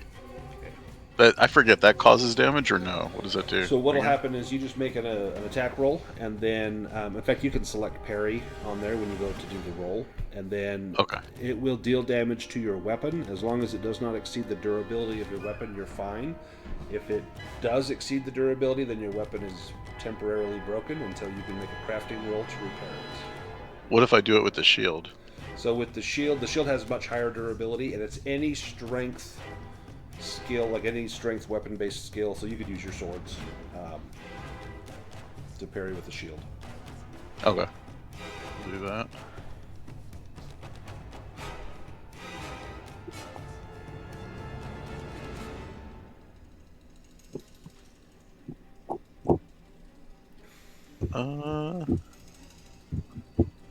Let's see, we got 1, 2, 3, 4. Perlin's coming up. I'll push it. Why not? I am disheartened that my parry sucked. Oh my god, same goddamn roll. I'm rolling terrible today. It's the island of terrible rolls. Right. That is unbelievable. Well, here comes some damage, just to make life more interesting. And the armor takes care of some of that, right? Yeah, so you take 8 total, and then so your armor will block 6 of that. Yeah, so 2. Right wing. Perlin, if you've got a lightning attack, I'll trade with you to see what. Yeah, I can do a lightning like on the middle one, and hopefully that'll zap. Oh, did we switch, or did we? Oh, I'm sorry, Brightwing. You told me it was my turn. I don't know why. It skipped you. Yes. And Kif's turn will be used because of the parry. Oh, that's right. Okay, it was on the attack. Yeah. Yeah. So I'll switch with Perlin then. All right, Perlin is up. Okay, if I target this middle mushroom, will that like zap most of the mushrooms? It's going to zap everything that is within 2 meters of it, not just one target. So it'll hit an additional target.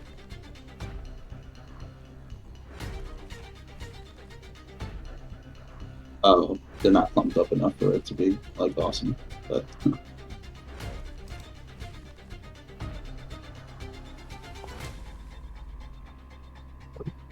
Much better.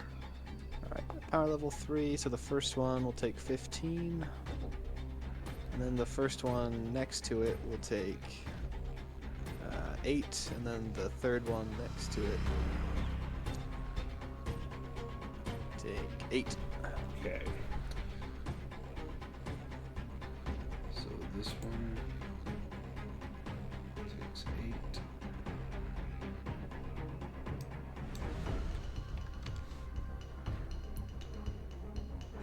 This one takes 8. Oh, that one's dead. Then the one that it targeted took 15. 15. I don't know if I have enough to That kill. one is. That one's also dead. Sweet. Took out 2 of them.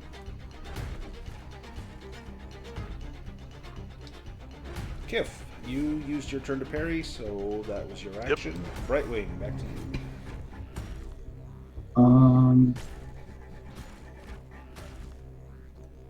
Okay. Shit.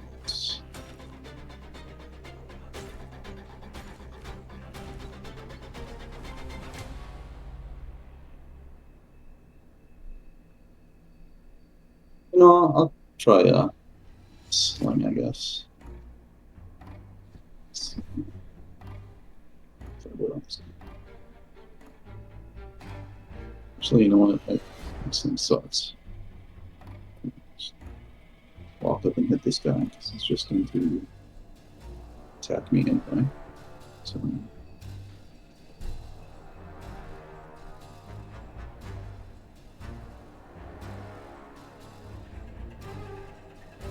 Hey. Nice. Excellent. So do you want to double that weapon damage or get another attack against another one? I think we're going for double. I doubled it. I don't think there's anyone within range of me, so. I think that's going to... Oh, you're using... I thought you were using your sling with your scimitar. Yeah, I was going to say, you moved up to use your sling. Sweet. That's going to take him out, I believe. Oh, almost. Sitting on, like...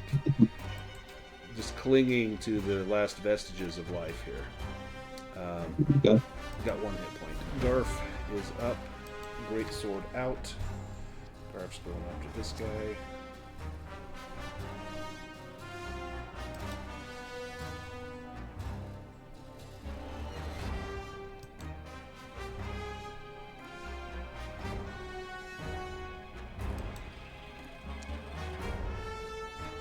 Ooh.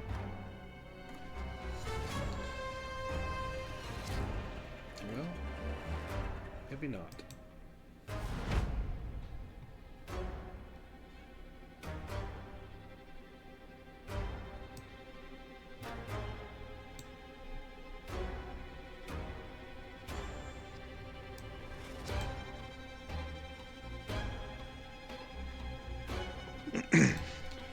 Coming at Kif. Mm-hmm.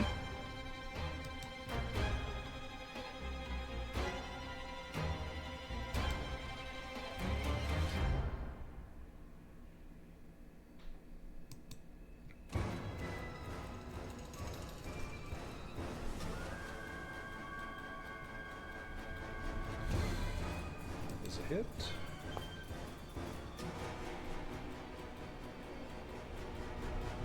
Oh, 1, 2, 3, 4.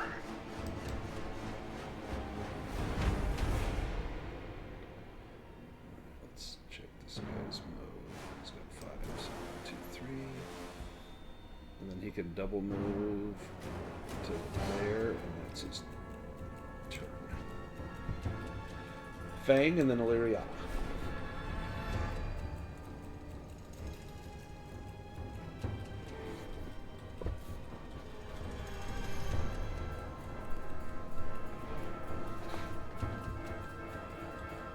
No, that didn't work. That did not work. Right. Island of bad rolls. Yeah,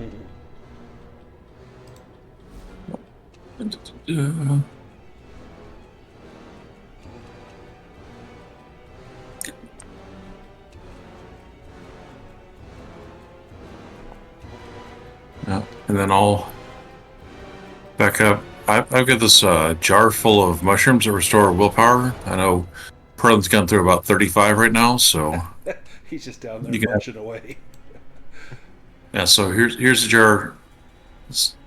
Yeah. I've got 6 left. My hat gives me an extra 6, and my ring gives me an extra 1, but I've still got 6 left. 6 willpower. Wow. So you've got like 50 willpower? 25 with the hat and the ring. So you've got like 50. Okay, I have no idea. I mean, you've cast 24 in just the 2 third level lightning spells. Yeah, you're down to 1, 2, 3, 4, 5, 6.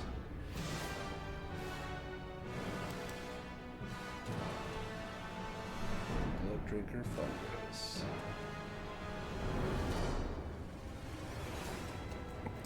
Yeah, they lost their leader. I was hoping they would get discombobulated. But Yeah, that's a crazy glitch. Wonder why they don't fix that. Foundry.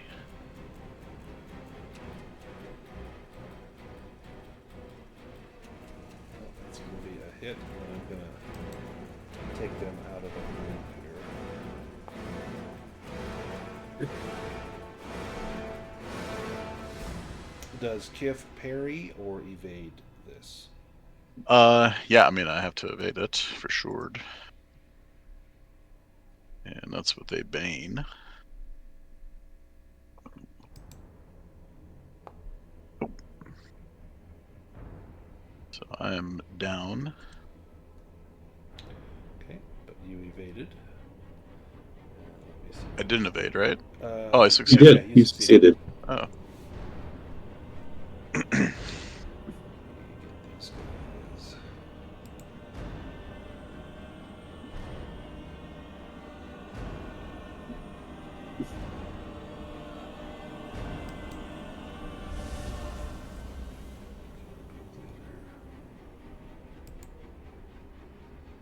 This guy group leader that takes him off the group here.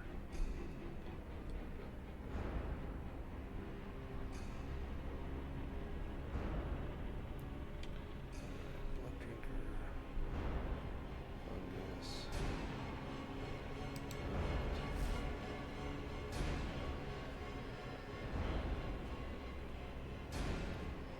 Aurelius. And you can still move as long as you're in there. Yeah, so you can move all the way around them, just if you step Yeah. away from them, create distance.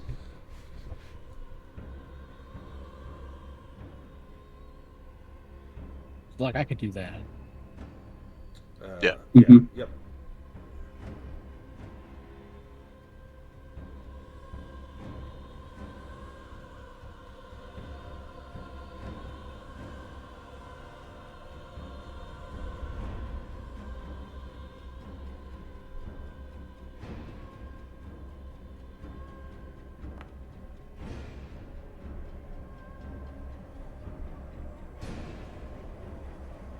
Nice. This is the one above me.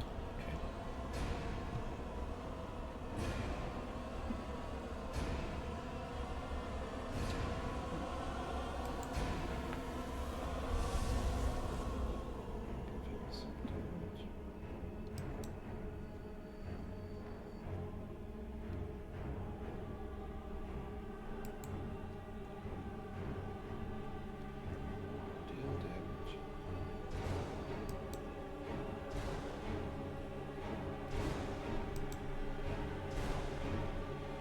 And you got it. Right way.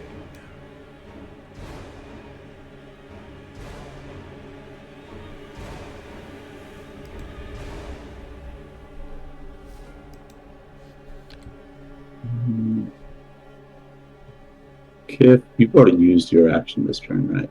Yeah, he. Yeah, I had to. Yeah. Okay, then I will.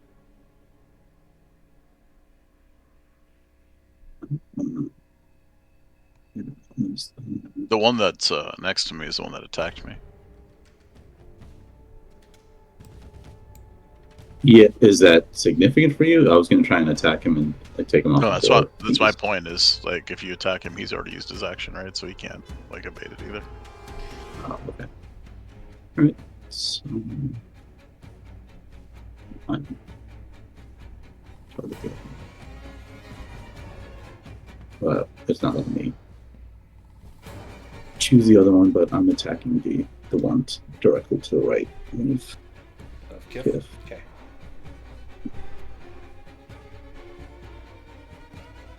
Hey.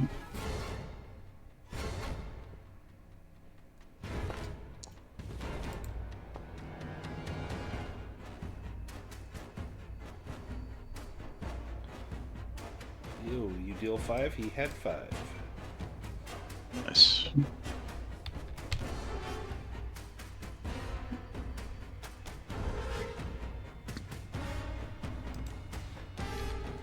is down.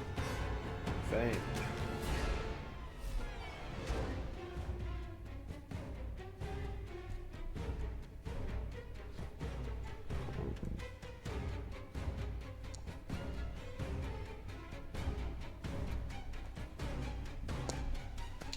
Excellent.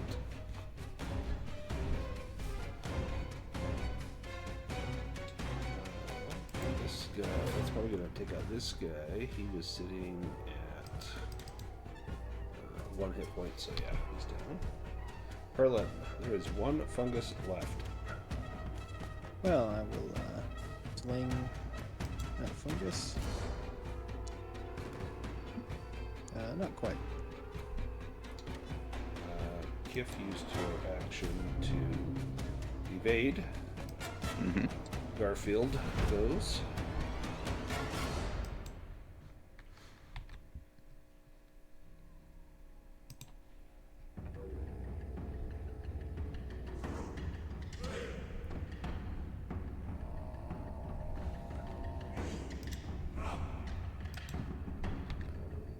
Target.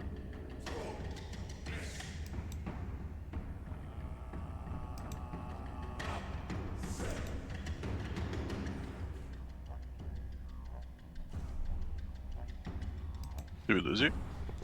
No, it's just I've got some major lag going on. Yeah, that's what I was just wondering if we lost you. Yeah. So I noticed that.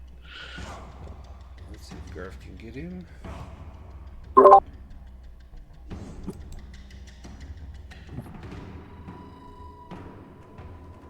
Almost. Hey. Well, that was not great, but let's see where he's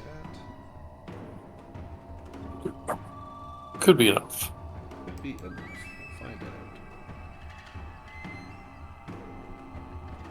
Or could not be enough.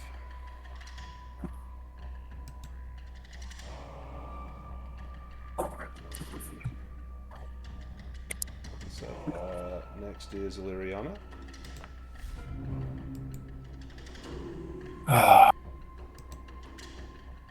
Getting mad at all these bad dice rolls. Yeah, at least give you I the know. demon so you can get the Awful. chance to improve it.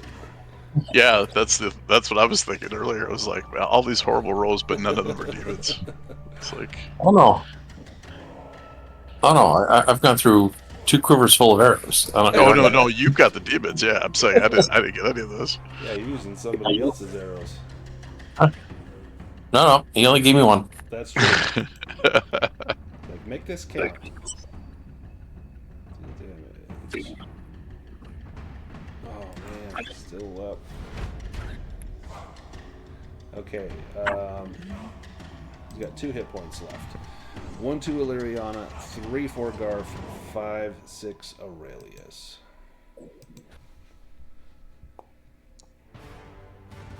Well, saves me the willpower. Right? And your armor will probably block most of this.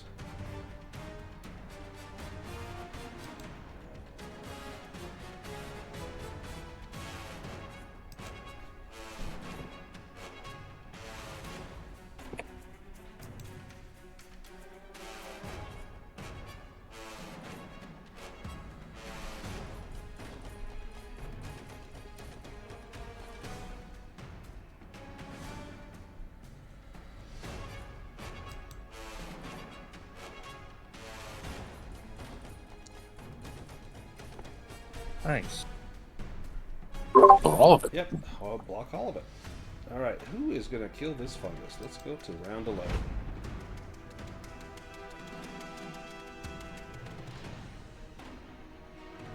Portland's finally going to succeed with this one. All right. Yep, Berlin is going to slay the fungus.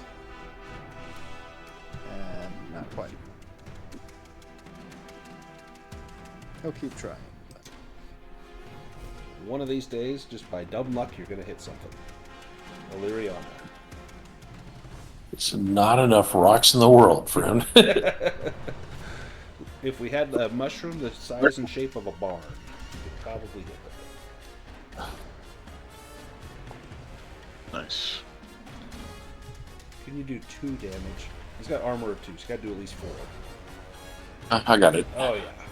Yeah, he did 10. Yeah. Alright, let's get rid of that mushroom. Okay, the battle is hard fought and hard won. Is my trident just is the body of the big guy still here? It's kind of technically? like chunks of it were sloughing off, but you would be able to recover that trident. This water's not super fast here, so it would be easy enough to recover that. Okay. And you can actually make this crossing with relative ease. You still move a little slow, but we're no longer in combat, so it's not so huge a deal to get across there. Okay. I'm gonna go across. Can I use my intuition to Yeah. what's up with the glowing flowers and shit over there? Yeah, so go ahead and spend the willpower. You know that the fungus communicates with spores, and the spores often have mind control effects. However, it seems as though much of that was coming from the spore sovereign, and now that he is gone, that effect would be diminished. You feel it is safe to go there. Okay, cool. Are we gonna take a long rest here, or? So there's actually an entrance out of the cave just to the south of here, but there's loot here. So let's grab some loot. So you don't even need to make a spot hidden roll. It's not hidden. It's out in the open. These guys didn't know what it was.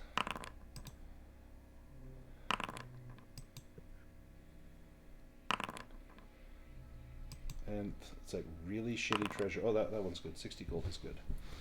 So there is 3 copper coins, 10 silver coins, 60 gold coins. There is a gold necklace that this is likely worth some money, 2d6 gold.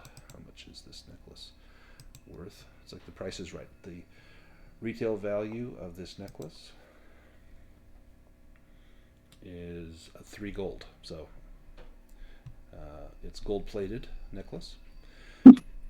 You also find 2 items, and one is a sword. And this sword, A what?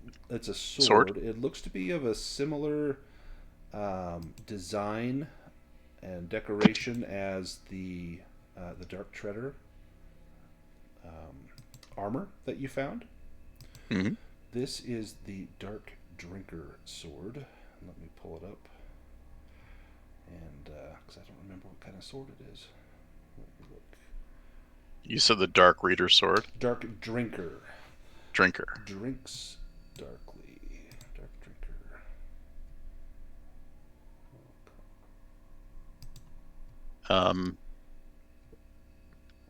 And I didn't catch what you said earlier. Besides the gold necklace. There was. It's worth 3 gold. Yeah, it was worth 3 gold. There were 60 gold coins. There were like 3 copper coins. A little bit of 3 silver. copper. And 1 silver, you said? I don't remember. It should be in the chat bar. Let me Yeah. open that up. Not bad. Dark Drinker is what kind of 10 silver, okay. Oh, Dark Drinker is a master-crafted longsword that radiates magic. And Dark Drinker, the wielder of Dark Drinker, can expend 2 willpower to activate the runes along the side of the blade, causing it to shed a black light in a 10-meter radius. This illumination lasts for 1 shift, but it fades if you drop the blade or if your hit points fall to 0. So you can create a light from it. And it also has an effect, the Abyssal Strike. The wielder of Dark Drinker can expend 2, 4, or 6 willpower before making an attack, causing the entire blade to glow with dark energy. If the attack hits, it deals an additional 1d6 for every 2 willpower infused into the blade. So it could do an additional 1d6, 2d6, or 3d6 damage.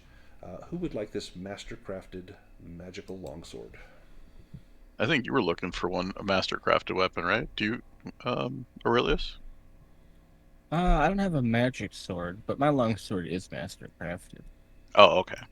That sword sounds like it goes with your armor. Or Oh, I don't know that it matters, right? Is there a synergy between the armor and the sword? So the lion's claw sword matches Aurelius's armor, and this would match Kif's armor if you want to. Oh, If you I want to didn't know that. accessorize. So oh, yeah. so it is just cosmetic, but that's cute. Yeah, Oh, that's funny. because I think Aurelius's armor has like a lion on it, and then you've got the lion's claw sword, and then Dark Drinker. I'll put that on your character, Kif, and you can take a look at it, see if that's something that you want to use. And then you also find a hat, and this hat looks like some sort of. Oh no! Wait! Sorry, not a hat. It's not a mushroom cap, is it? Just like the goblins were wearing. Hang on, 1 second.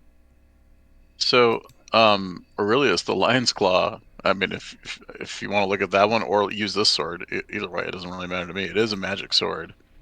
The lion's claw too, and Yeah. it's a dragon roll. If you roll a dragon, it counts as a dragon with a 1 or a 2. Yeah, and that makes a big difference. Yeah, I didn't even realize that this whole time. And it'll do it automatically. The Foundry will calculate that. If you roll a 2, it'll count it as a dragon. Prerequisite power of fist. The But it doesn't matter for us, right? So I said hat, but it turns out I can't read without my glasses. This is actually a potion of haste, not a potion of hat. So this potion of haste, there's 1 dose here, and what it will do is you can chug this, and it's kind of like getting ferocity. It speeds up your metabolism. You draw 2 initiative cards, and you act twice in combat. And then this will last for the entire combat. If you use it outside of combat, it lasts for 1d6 plus 2 rounds. And at the end of the potion, you take the exhausted condition. That'd be huge for Aurelius too, right? Yeah. Do you want that, Both those Aurelius, to attacks. get to attack twice in a single combat?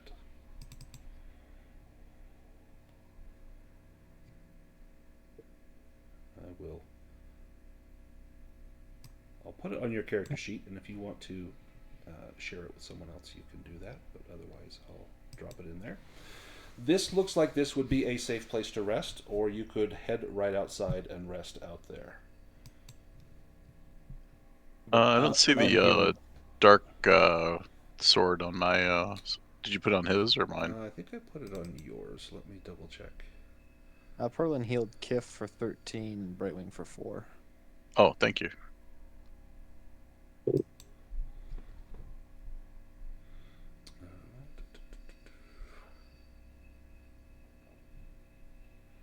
Yeah, it did not go on there. Let me put it on there. Dark Drinker.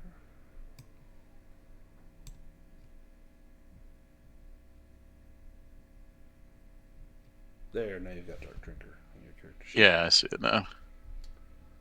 And then, are you giving the Lion's Claw to Aurelius? I mean, they're both pretty good. If he wants Dark Drinker or if he wants Lion's Claw, either one of them is fine with me. It's your find, so totally up to you. Lion's Claw does fit thematically. Yeah, I guess if that's the case, then I'll go ahead and I'll drop the Lion's Claw Let me just or hand it off to him. Yeah, let me just pull it over to his character sheet. Okay. See if it'll let me do that. There we So if anybody could use a regular mastercrafted longsword, I think that lowers the strength requirement. Yep, by 3. So that's something I won't use now, I suppose. Would Nice, Illyriana thank you. want that? You think you need 10 strength to use it. Yeah. 2d8. Not terrible. It's Good. not magic or nothing, but It has +3 to the durability and -3 to the strength requirement. Could Brightwing wield that? If you need 10, I could. I have a strength of 11.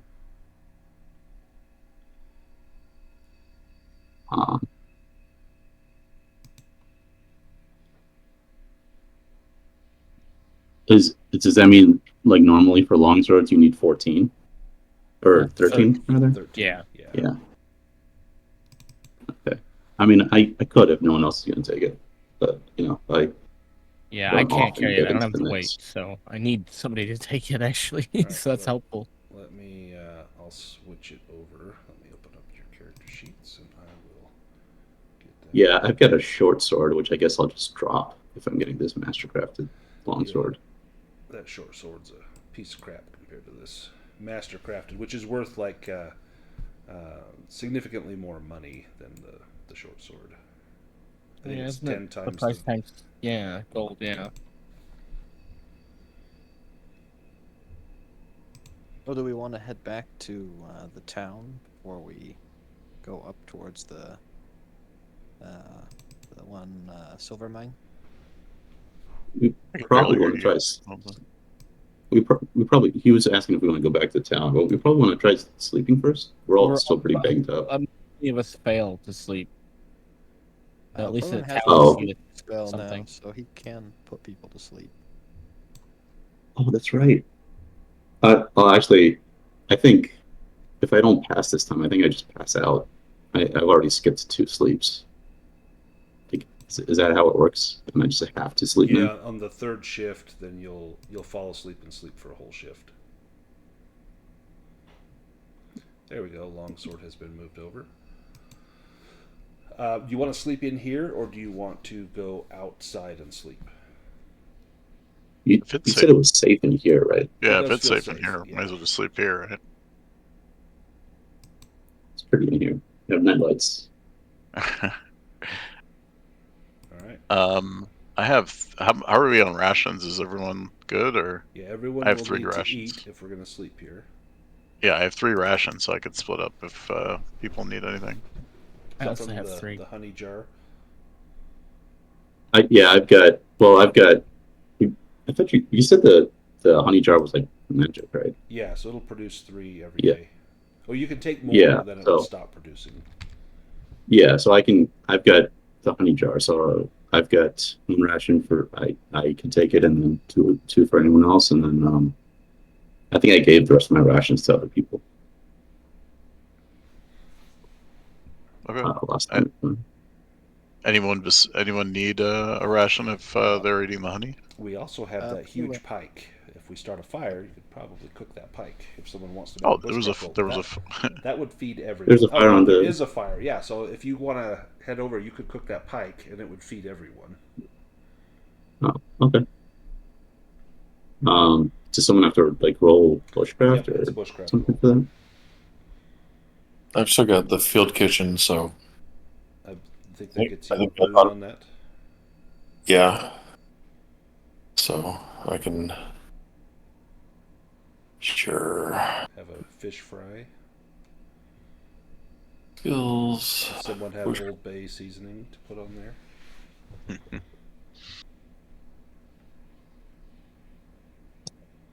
Oh, good. Hey, Lariana, where did you get these mushrooms that you're serving with this? Yeah, fish and shrooms. Why do these mushrooms taste violent? Everyone gets a ration from the fish. There's more than enough to go around. That Minotaur does not seem to harass you. It's almost as though he does not have a mind of his own. If you want to go, you can sleep here and then leave the cave from here. Yeah, I'd say just get the rest here. We know it's safe, right? And then we just... Yeah. Figure Then that out. bushcraft roll to find a comfortable spot to sleep. In here, I will say yes, but you can make it with a boon, because there are comfortable, soft mushroom beds, nice soft soil. You're not going to get rained on. You're not, nothing like that's going to happen. Oh, what do we have to roll for this? I didn't realize that. Bushcraft Bushcraft? Bushcraft. Finally. With Get to sleep. with a boon. With a boot. with a boon. It's pretty lousy. A 5. I've been trying to increase this for a while. Nope. I think I successfully slept though last time we did this, so I don't think I was. Yeah, I don't think I was as exhausted as you guys were. Perlin can just put you to sleep because he's about to rest and get all his willpower back. So. Oh, okay. Yeah, I'll take it then, if that's the case. Or unless anyone else needs it. I'm not in dire need of it, so. Yeah, I'm good. Okay. Oh, it's a mishap. Oh, One Okay. category younger. Oh, wow. So I think Perlin goes to adult because he was old. Because he was old. wow, new lease on life. Yeah. So that sleep did you wonders. You feel like a new cat. That, so did that succeed in putting me to sleep, or he just No, like he probably can't? put himself to sleep. And you see him just dozing off, and when he wakes up, he stretches, and my knee doesn't pop anymore. So That's great. You would still not be able to sleep that night. And so, Okay. if you are unable to sleep, then there's 3 times in a row before it becomes seriously problematic. Could I use dispel on that? Like, will that do away with that? If you want to get rid of your age.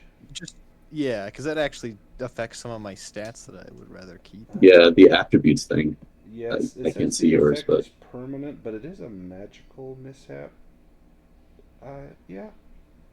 If you really want to, I would let you. Yeah, I think I'll dispel that because it does do down my willpower, and I'd rather not get rid of that. So then, Kif, for not being able to sleep, you will lose 1d6 willpower. Okay. 1d6.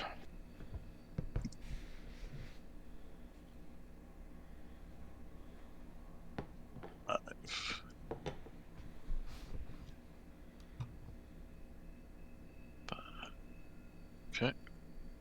And then this is a shift rest we're doing, right? Yes.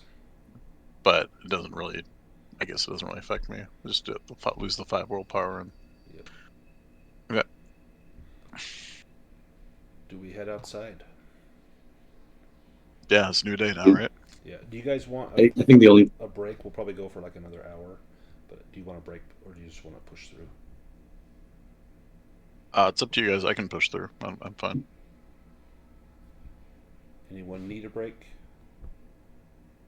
I'll take a break. And then I think the only thing to do in here is the Minotaur, right? I guess do we go back and If you want to, or you can just leave him there. Seems as though perhaps he's under the sway of the Spore Sovereign and has been for some time, and just kind of stands guard on that bridge. And in fact, you wonder if maybe he wasn't even just a statue that you saw. He's unmoving over there. we might have freed him? I don't know. We'll figure it out. I'll be back in 5 minutes. Okay, let's go ahead and take a quick break, and we will be back shortly. You got it.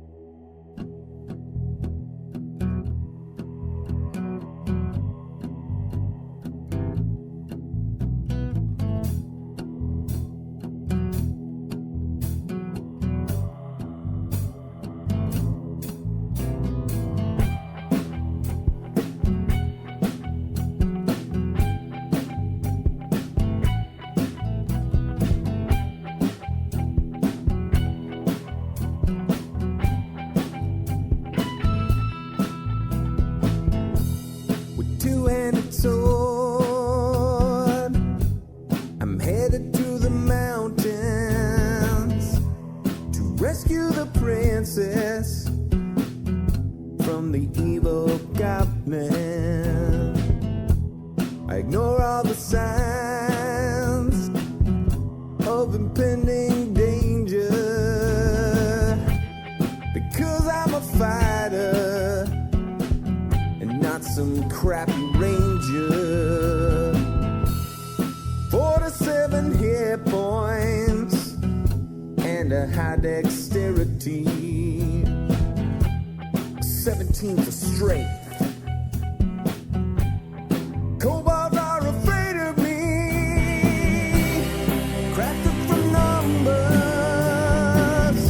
on living paper. I escape from the mundane to a medieval caper. And while in real life, my fate is unspoken.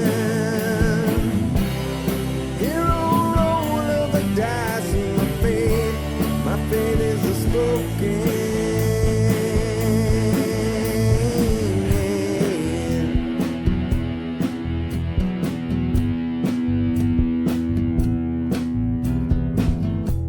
I locate the lair, but it doesn't make much sense to me. I think that the DM might be out to get me. A hero in armor and truth, bards tell my legacy. The flame of my torch illuminates the enemy. I win in a battle, you win foes asunder. Deeper I venture, the deeper I wonder. The bodies pile up before me, the corpses I plunder. The deeper I venture, the deeper I wonder. Crafted from numbers on living paper. I skip from the mundane to a medieval caper. And while in real life, my fate is unspoken. Hero roll of the dice, and my fate is unspoken.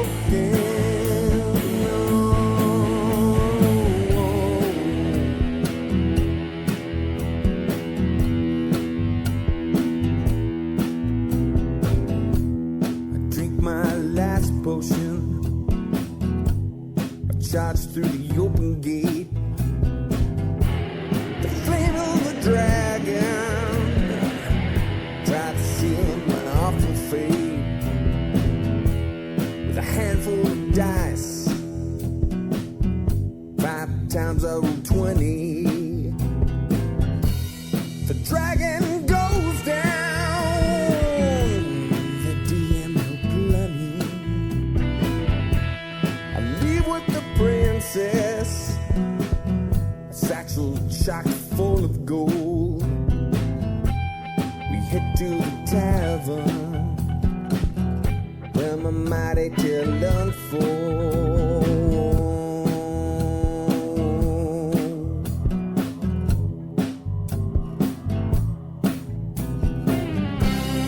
Crafted from numbers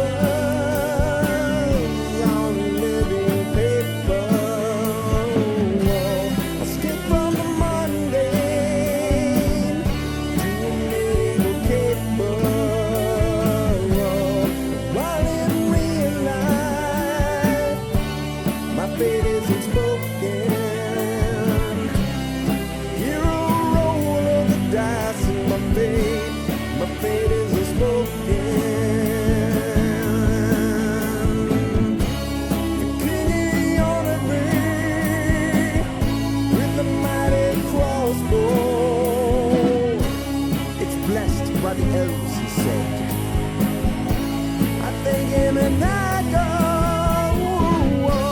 The life of a hero, struggling to stay alive.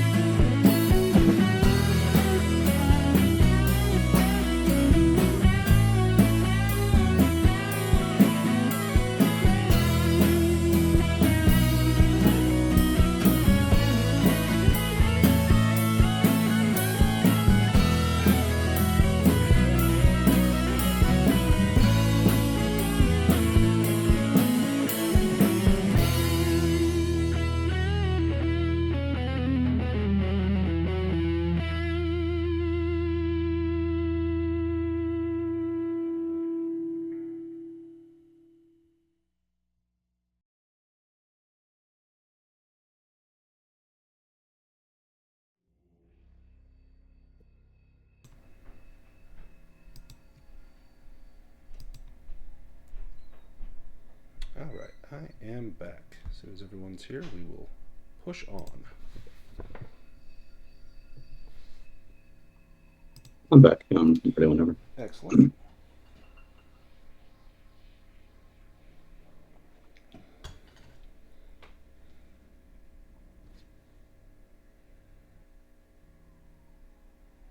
How was the convention weekend last weekend? It was actually a convention, lot right? of fun. It was a ton of work. I ran like a ton of games. I was running games all day Friday, all day Saturday, and then I got to play in one game on Sunday, which was nice.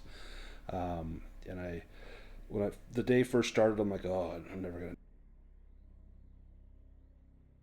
I want to do more, and so they're having another convention in June. I'm like, I'll run some more games. So I'm gonna run some Shadow Dark, Old Gods of Appalachia, and a session of the One Ring, and it should be great. They don't have any Dragonbane that's offered, and I thought I should probably run something, but I get enough of my Dragonbane itch scratched with you guys that I don't. You want to try new stuff, right? Yeah, I want to run some different stuff, but I will probably if I do it the one after this, I'll probably do some Dragonbane or something a little different. There's a ton of like Adventurers League and the Pathfinder League games, and I like kind of the other options. I played D&D for 40 years, and it's nice to do something different. And this is a great time because there's so many other games out there, so it's nice to try something else out. But it was a really fun convention. A lot of people really well attended, and just a lot of fun.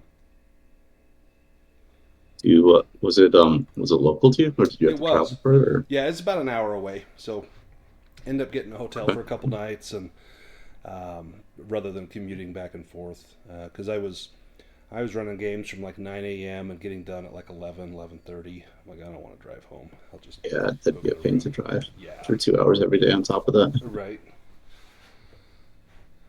But yeah, it was pretty cool.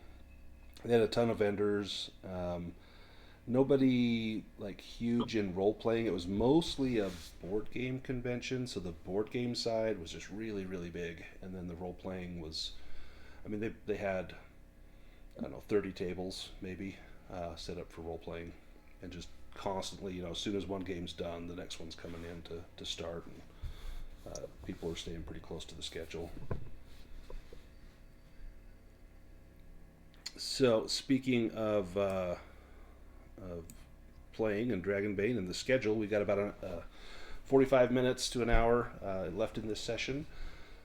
What do we want to do? Head out, right? Yeah, Or do you guys want to take on the Minotaur? Is it going to be taking out the Minotaur, or do you think that like now that he's maybe freed from the mushroom spores, like he could be like, maybe he'll be our new Garth? Yeah, he may kind of take over this cave and kind of make it his little domain here. He's got plenty of mushrooms to eat for a while, anyway. But yeah, you could leave him here. You wouldn't have to take him out. He seems non-threatening. He hasn't charged in and tried to kill you all. He's just standing there on the bridge.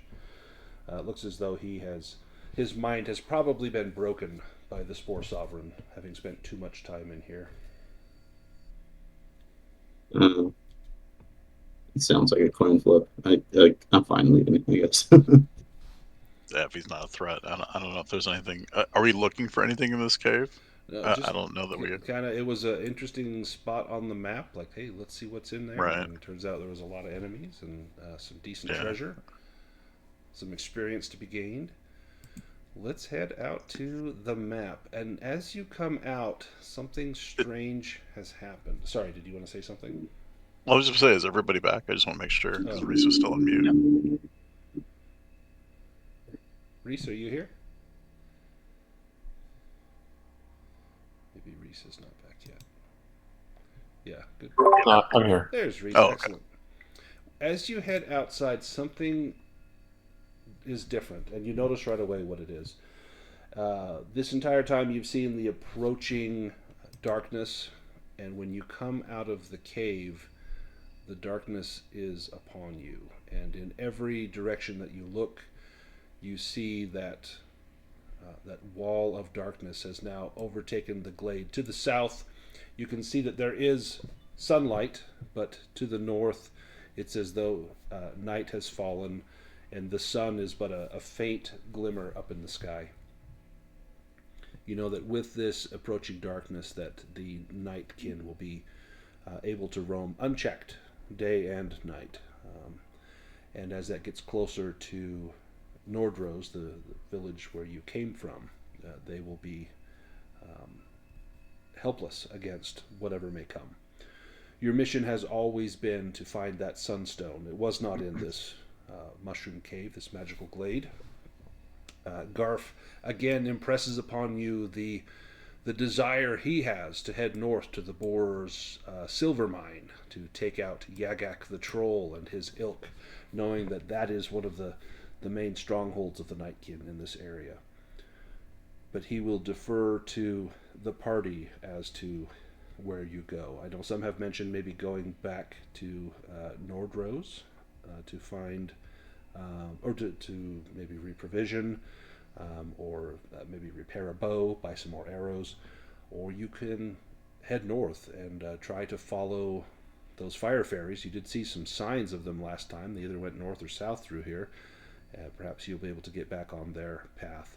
There is still on your map, you know, there is this memorial to the north. Looks like some sort of memorial to a king that is long lost and probably has not seen visitors in quite some time as the wildwood has overtaken these lands. But somewhere is that sunstone, and the darkness is ever pressing. Where do you? Well, we need arrows, right? I mean, I don't necessarily need them, but I think you need it, Reese, right? And Garf, are you down? Garf has arrows, but okay. I think Reese used yours and his. Right. And we've been talking about going back to town for a bit, right? Just to offload stuff, and get a new tent. If we could buy a tent again, that would be nice. Yeah. Need a tent. Yeah. Okay. Yeah, that makes sense. Then I guess I know we're losing time, but I think we suffer if we don't have stuff that we need either, right? So. And this is probably our last chance to get back to town while it's still not creeping darkness. Yep. So by the time, you'd be able to make it back to town. The darkness would continue to push down, but then you could make that last big push north. And if there's any spots you wanted to hit along the way, that would be there. You do recall a rumor, probably in the very first session, someone mentioned that here in the Black Mountains there was a cliff, the Cliff of Fate, and they said you could leap off and something wonderful would happen. If you recall the rumor that was told. You only do it once. Yeah, I thought you can do it one time for sure. I thought it was way the heck in the northwest corner, though. No, they were talking about this one. I remember it because I think the same person told us that this glade of mushrooms, that if you clap 5 times, you get transported to a room of riches, and that clearly didn't happen. So yeah. I don't know if I really believe the guy who told us to jump off a cliff. I mean, you could always try. Who knows what will happen? But... Well, regardless, we have to head south. Are we heading through the woods, or are we heading on the road? The road will be much time faster. On the road. Yeah, you'll just need to get out to the road, but once you're there, you would make good time. And we wouldn't, role play a significant amount of that. We probably would have one encounter on the way, and then you could make it to Nordrose, but it would take you the better part of a full day to travel that. Okay. Is everyone good with that? I think we're so we're cutting across the road here and then just going down. Right about here. Let me have Illyriana give me an awareness roll. Sure.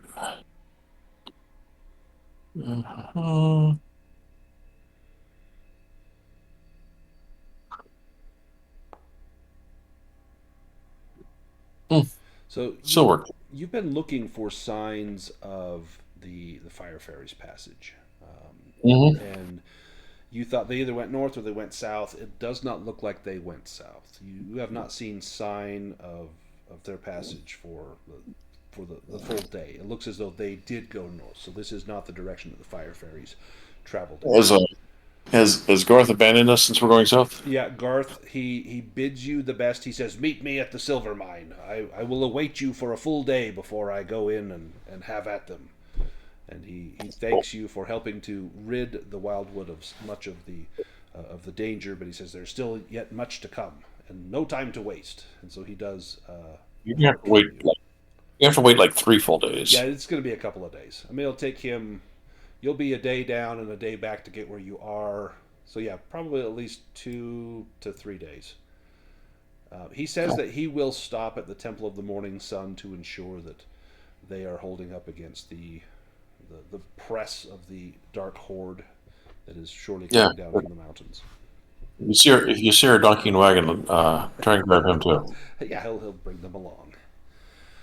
You make it back down to the toll house and the crossing, and there is still the raft across the river. One thing that you notice is that many of the normally from here you could look over at Nordrose and see smoke rising from hearths and whatnot from different homes and buildings, and there's very little of that. That you meet no one on this road. The road is empty. And by the time you get down to Nordrose, you see why. Much of the village has emptied out. There are just a few stragglers. Probably 15 to 20% of the population has remained. The rest have fled to lands further south. There are people selling wares, but they're charging more. It's like when there was a toilet paper shortage during COVID. Now, anything they have is, very valuable. And if they're going to stick around and face this danger, they're going to make a hefty profit. So anything that you would purchase here would cost double. Are people buying stuff? No, everyone that has bought things were, for the most part, have already gone, and so much of it's been picked over. But they're holding out until the darkness gets here. They're going to try to make a buck before they flee. But you could probably barter that with a boon. Just say, hey, you know what? If I don't buy this now, no one's buying it. There's a chance that they might go for that if you make a bartering roll. Okay, well, just to make sure everyone's aware, I was just counting up all the gold and silver that we'd collected along the way, which is all in the journal. Just coins, right? I'm not talking about the items necessarily. So that is everybody gets 38 gold and 22 silver. If we divvy all that up. I'll roll for bartering to try and get a tent. Yeah, I get a boon on this. So. And then we do have some items that we could sell, but if no one's buying, then I'm not sure we could. Very few people are buying. Yeah. Okay. Depending on, if it's something easily transportable, they might buy it. Well, we have a silver bracelet and a silver ring, so that's those are pretty easy to unload, I would think. You could definitely sell those. Again, they would offer about half what it's worth, but with the bartering roll being successful, you could definitely negotiate a fair price. Okay. I guess let's see what we need. How much is a tent? How much will the artisan charge me to fix the bow? I don't know. Yeah, it's not really a price for that. Let me look that up. Let's see if there's use for artisans. I think there's services listed in the book. Services. Well, there's lodging, there's clothing repair. Nope, there's nothing in there. Services. You can get a haircut. Oh. Mm-hmm. Oh, sweet. 2 bits? Shave and a haircut. Yeah. Okay, so the large tent is 4 gold, base price, I guess, and then it's 4 weight. It's 4 weight. Wow. That's so someone's gonna have to. Yeah. Isn't there like had a wagon? There's a small tent that only accommodates 2 people, so Is that 1 weight? That's 2 weight. That's 2 weight. Okay. Yeah. The large tent accommodates 6 people, so just one of it would cover our whole party, right? But I Yeah, mean, it's I can like a unload. smaller tent. I can still do the sleep spell for people. Also, I did check, and it looks like on the lightning spell I was marking it wrong. So technically it's double cost, and I was doing double to cast it, and then I was upcharging it. So I still had enough to double the cast it all. first cost. Yeah, but I wouldn't have had 6 left. I would have had 1 left. But then I had those mushrooms, so it kind of counteracted. Well, now we know. So we'll try and keep that accurate. if Yeah, we and that's can. only so I could still cast outdoors, but it's I was marking it for 6, and it's 8 if you do it indoors at level 3. Yeah, outdoors will just be the Okay. 6 for level 3. I do not see anywhere in here where it's going to cost you and to repair that. I would say, Yeah, would 10 gold seem fair? sure. I was gonna say carpentry tools, which is bows, is 8 gold. So Yeah, I think for 10 you could get someone that would repair that for you. great. So for 12 gold, I can get that and a quiver. Okay. Perfect. And then you said I can get half gold or half the worth of. I have leather and a bronze scale mail that along the way we were upgrading, and so this is just the extras that I was carrying with me. Yeah. So the bronze scale mail, that's an antique. They would actually pay a little more for that. Okay. It would demand a little bit higher price. Let me pull up that scale mail and see what we can do for that.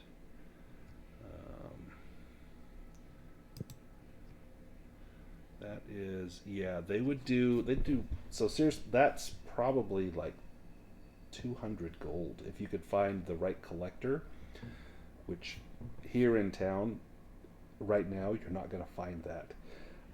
Okay, but we can try to barter to. Yeah, you could barter, move it. and if you get a good enough roll, a success, I would say 200 gold. That's a very rare piece. It's like selling are we a Greek helmet that you find in digging up your backyard kind of thing. Yep. are we all negotiating separately, or like? Yeah, So it's going to be different shopkeepers. So if you're buying just regular goods from like a general store, that'll be one roll for whoever's doing that. If you're selling stuff, be separate. If you're getting things repaired, you're talking to the artisan themselves, or you would be selling this to probably a blacksmith, this armor. That's who may have the most interest. You know that if there were still, oh my god, okay, yeah, wow. So you've just rolled up all your dragons. You've rolled the whole campaign all at once. So that's like everything, right? Yeah. They just hand you the till. Just take whatever you want. Perfect. So Give you the what was keys to the store? So 200 for the Yeah, thing, and then 200 for that scale. And how much is leather armor? Is it just like 5 5 gold or 10 gold or something? What is leather? I've got it right here in the player reference. Oh, no, I don't have it. leather armor is 2 gold. Yeah. If it's studded leather, it's 10 gold. So they'd give you a gold for that leather. So 200 and I'll just say 200 divided by 5, so everyone else can add 40 gold to their 40 pile. gold to everyone. Just In addition to what I everyone's already money. told you before. So 78 total gold. Yeah, and then if we sell the ring, if part of this was selling the ring and the other thing, then that's another 110 silver. No, I'm sorry. That's not 110 silver. That's where's the inventory? It was. I saw your party the list bracelet. that you've been keeping track of, and that is amazing. Like, well done. The bracelet was 60 silver, and the silver ring was 4 silver, so 64 silver. So 64 divided by 5, right? Yeah, like you're so not about 12 you're silver. not an accountant in real life, are you? Because that was like seriously well done. I'm sort of like a application consultant, project manager. So yeah, I believe organization's it. a big thing. I'm looking at this like, oh my gosh, like who did this? This is amazing. So awesome. All right.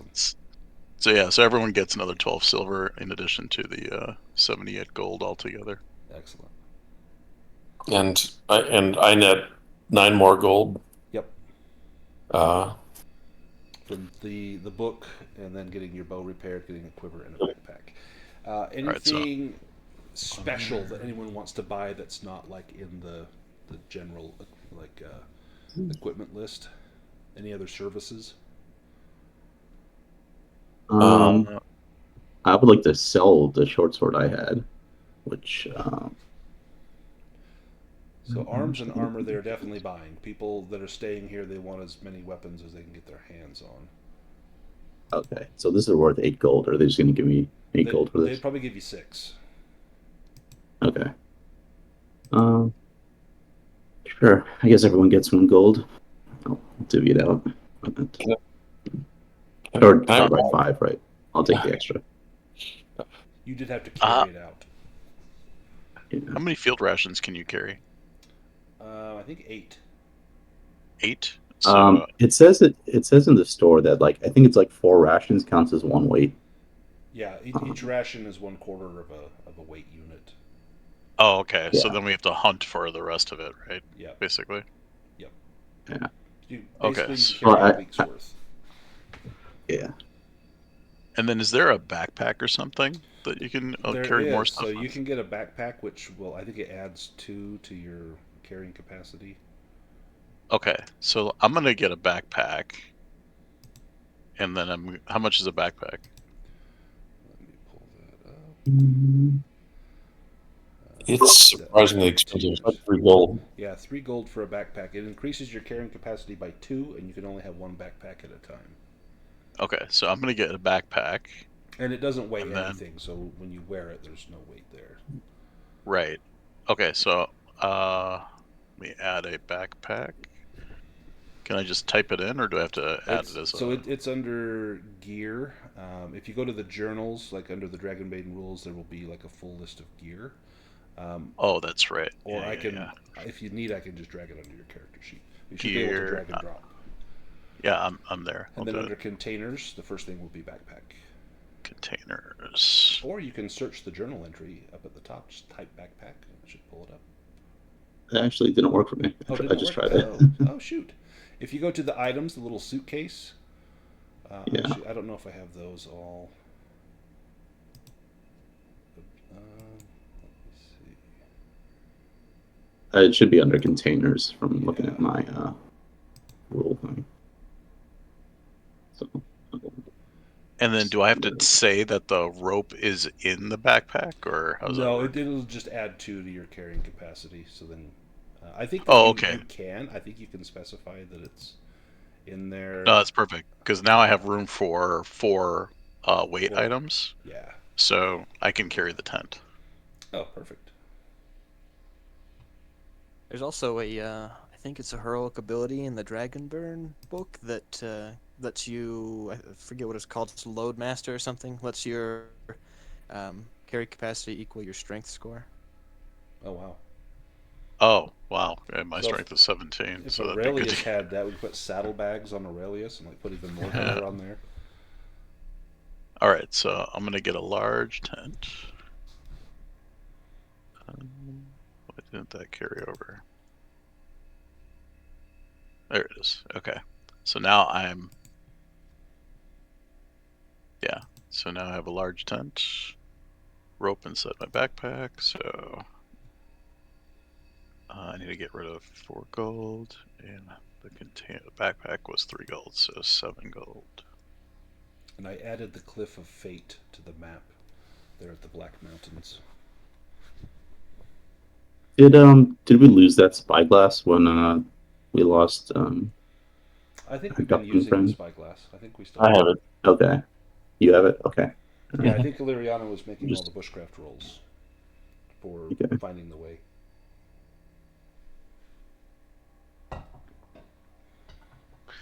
Okay, I think we are ready, right? I have a tent. I've got rations. Anyone else need any purchases or services before we leave the town? you guys were buying arrows, right? You got those? Yeah. What would be the cost to find Fang like a very thick cloth for it, like it's like a doubles as like warmth, like a blanket and 1 point of armor. I was going to say like a cloak would be awesome. Put a cloak on Fang. They've Well, got, yes. We'll give Fang a cape. There would definitely be someone that would have this. It's frequently done on horses in the wintertime to keep them warm. You would have to definitely hire like a seamstress to put some of this together, but it definitely would be possible. It's not something they would have on the rack. If you wait a day, they could get it for you, and it would run you not much, like a gold piece, but it would take you at least a full day. Well, if I give them 2 gold, well, can they get it done overnight? They'll get 2 people working on it, and they'll have it done overnight. They will expedite. They have a whole little sweatshop of children that have stayed in town that are just toiling away. Oh, I didn't realize that we were in China. Right? We're in Taiwan. So let me add. I'm going to drop leather armor. Oh, or you've got it. Perfect. You've got new armor on there. Just go ahead and tie it. I was going to put a padded Yeah. barding. It's got a nice Eddie Bauer jacket. And then add the point of armor on there. Perfect. Anything else? If not, we can head back to the north. Do we want to stop at the Cliff of Fate? Oh, sure. Sorry, real quick. Do we want to get like a healing potion or two? Is there... This would be a good time. Yeah, I'd be happy with that. I actually already picked up one. Okay. I think I got one as loot from I'm maxed, like I'm at max encumbrance right now, so I can't carry anymore. But I'm willing to buy one if somebody else wants to carry it, if they've got. I picked up one because I already had a greater healing potion from some loot we had, and then I bought a backpack, and then I stuck another healing potion in there because you said you were taking the tent. So okay, I've got room to carry. Okay, maybe pick up an extra one of those. Yeah. So sure. I'll deduct 50 gold if you want to just go ahead and add it to your sheet then. I mean, I had gold. It's fine. I deducted the for the one I bought. I deducted it from mine, so don't worry about that. All right. Could Perlin find a scroll in town? Would they be like? Would anyone carry a scroll? There would definitely be someone there. You're going to have to probably look for it. To do that, give me maybe like a if there were like a streetwise roll, but there's not. How about a like your magic skill to see if you can, maybe ask around or draw the attention of someone that might have that available.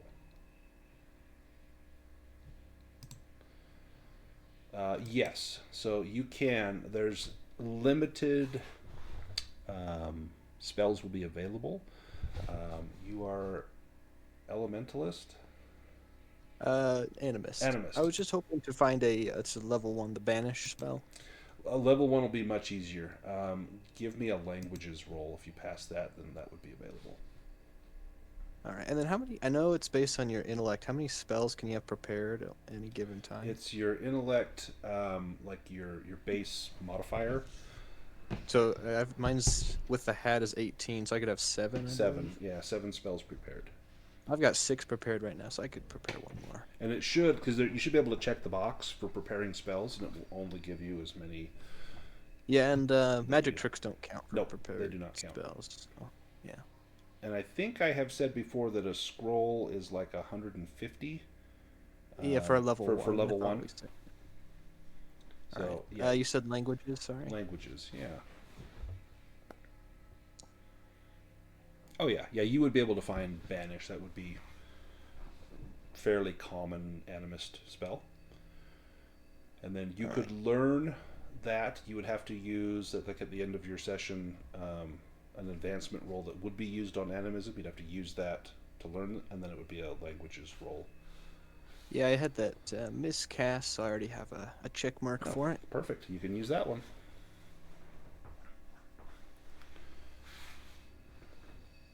And if it's a magic trick, I think that just takes like a shift of time, and you learn it automatically. Anything else before we head to the Cliff of Fate? No, I'm good. As you cross over, you just take the little side trek over here to the Cliff of Fate. In the dim and distant past, a stairway was carved into the mountainside at the western end of the Black Mountains. It winds its way up to a high plateau, the edge of which juts out into open space. From up there, you can only imagine the magnificent view of the whole of the Wildwood. You would see the Temple of the Morning Sun in the far distance, and the hunting lodge just visible above the trees. Peering over the edge of the cliff, you would see that it's at least 100 meters straight down to the ground. If you have sought out this place, it's most likely because you have heard the secret of the Wildwood that discusses it. And that secret... I can read it to you again because I know that you guys did get it. Where is it?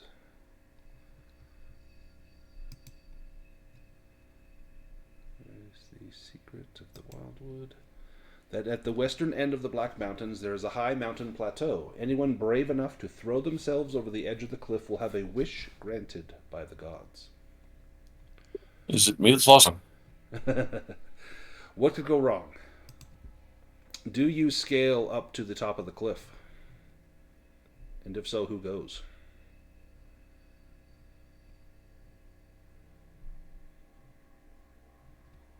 No one? Sure, Larry, I'll check it out. Illyriana, as you make the climb, when I you was get, trying to look at what skill would be. well, when you get up there, it's going to be a will roll to even push yourself over to the edge, just to even stand on the edge and look down. If you fail, you cannot bring yourself to take the leap, and nothing will change your mind. So it's a will roll to even get yourself to the edge. All right. Okay. Well, yeah, I'll go up too. Okay. Ooh, my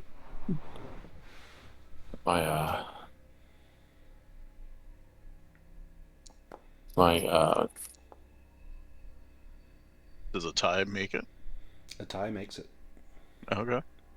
my character sheet has gone all wonky. Oh no. Let's see if I can pull up your sheet. Nice. Oh, yeah, you have no problem climbing up there. Perlin, you make it up as well to the very edge. Does Aurelius or Brightwing, are you, I dare say, brave enough, maybe foolish enough to get up there? Nope, didn't make it. Illyriana gets up there. She was the first to climb, and she's like, I don't know about this. The wind is blowing quite strong. It's whipping Perlin's robes. Brightwing, you can get right to the edge. You could, your ancestors probably flew before you became too large. What about Aurelius? Do you stay at the bottom, or do you climb? He rolled a dragon. Did you Yeah. roll? Oh, you did. I wanted to prove that I was brave enough to at least go up there. Yeah, I couldn't be more than no brave. coward. In fact, you get out on the edge, and with the balance and agility of a cat, you stand on one leg with your arms outstretched and say something about being the king of the world as the wind whips past your fur. Does anyone jump? Yeah, I'll jump. Okay. Yeah, I'll go. Who jumps? Do we have to roll something? Well, who jumps first? Kind of like that was Kif, right? Yeah, I'll Kif goes jump first? first. So I'm going to read what it says in the book. Uh-huh. Any PC who does find the courage to leap from the cliff will seem to be falling to their death. However, at the last moment, a divine wind will cushion your fall, allowing you to land unharmed. A torrential rain shower then breaks out, which continues for about 5 minutes. You are refreshed by this rain, and any conditions are removed. Oh, I didn't have any conditions. You also have a vision of fire and water. You see 5 small fire salamanders being hunted by a great water elemental. In this vision, you see the lake wants to quench this fire, but it cannot. What it means, you have no idea. Does anyone else jump? Yeah, I think Aurelius would have joined him. Her. Aurelius. And this, I'm going to read it straight from the book. If any of the other PCs leap from the cliff after the first one has already done so, the gods will not listen. And it's 10d6 damage, and armor has no effect. Oh no! Oh my Hell yeah. god. What? You use 9 lives on that? I think that's the same as if you do like an acrobatics to get out of it. It's like halved, I think. Yeah, yep. So you can give me an acrobatics roll. Did you say 10d6? 10d6. So the book actually says you just die, but I'm going to be Oh my God. generous and let you have it with an acrobatics. But I think does the 9 live count as passing your acrobatics roll? I'm not really sure. me- The description I think just it says it mitigates- reduces the die. Okay. So, Yeah. So then, yeah, let me pull it up. It doesn't let me read it. So you can reduce the d6s for fall damage by 1 per willpower up to a maximum of 3 after Oh, the right. acrobatics roll to mitigate the damage. So you can make an acrobatics roll, and then the 9 lives will, depending on how many willpower you spend, will reduce the dice roll. Oh, lucky. Okay, so it's 5d6. How many willpower did you pump into 9 lives? Oh, I've got 3. I'm definitely. I'm a Yeah, cat. for sure. Okay. So, What's your health? Well, I couldn't sleep, so I didn't get to rest. But I've got over 10. so it's Oh going to my be, so you cut it down to 5, and then this will cut it down to 2. So 2d6 falling damage. Armor has no effect. You might survive the fall. I'll let you roll that yourself. 7. You hit the ground with a thud, and you hear the crunching of armor as, oh, you landed right on a rock, and it just digs into your back, and you just lay there like, why didn't the gods save me? Looking up at the cliff, and the others are kind of looking down at you like, what happened? But you somehow survived the cliff of fate. Does anyone else go next? This reminds me of the other guys. Yes. They jump Ape off for the the bushes. building. Ape for the bushes. Does anyone else jump? Oh, come on. I'm gonna carefully make my way down the cliff. Yes. Okay. Excellent. But You you, want to do it the cool We'll go check way? out Aurelius. you did have a vision, at least. So there was a vision for the person Great who view. went down there. Yeah, fantastic view. What about Perlin? Do you jump?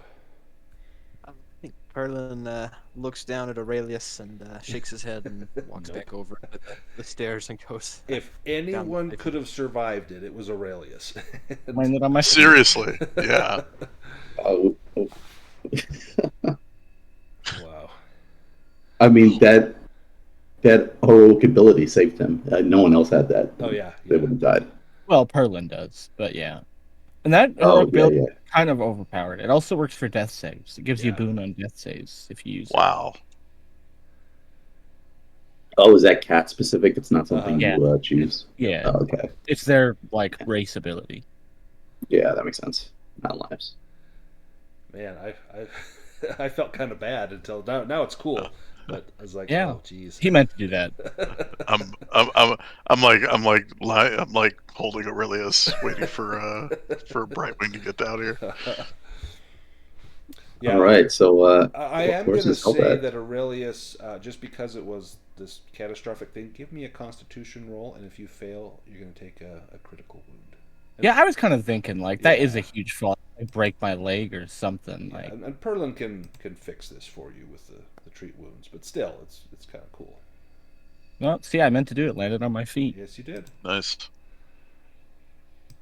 Your ankles are going to be, the size of grapefruits tomorrow, but they'll be stuffed inside your boots, and no one will see it. So, after having had this vision, does that change your plans at all? So you said 5 fire Fire salamanders salamanders. being chased by a water elemental, Yes.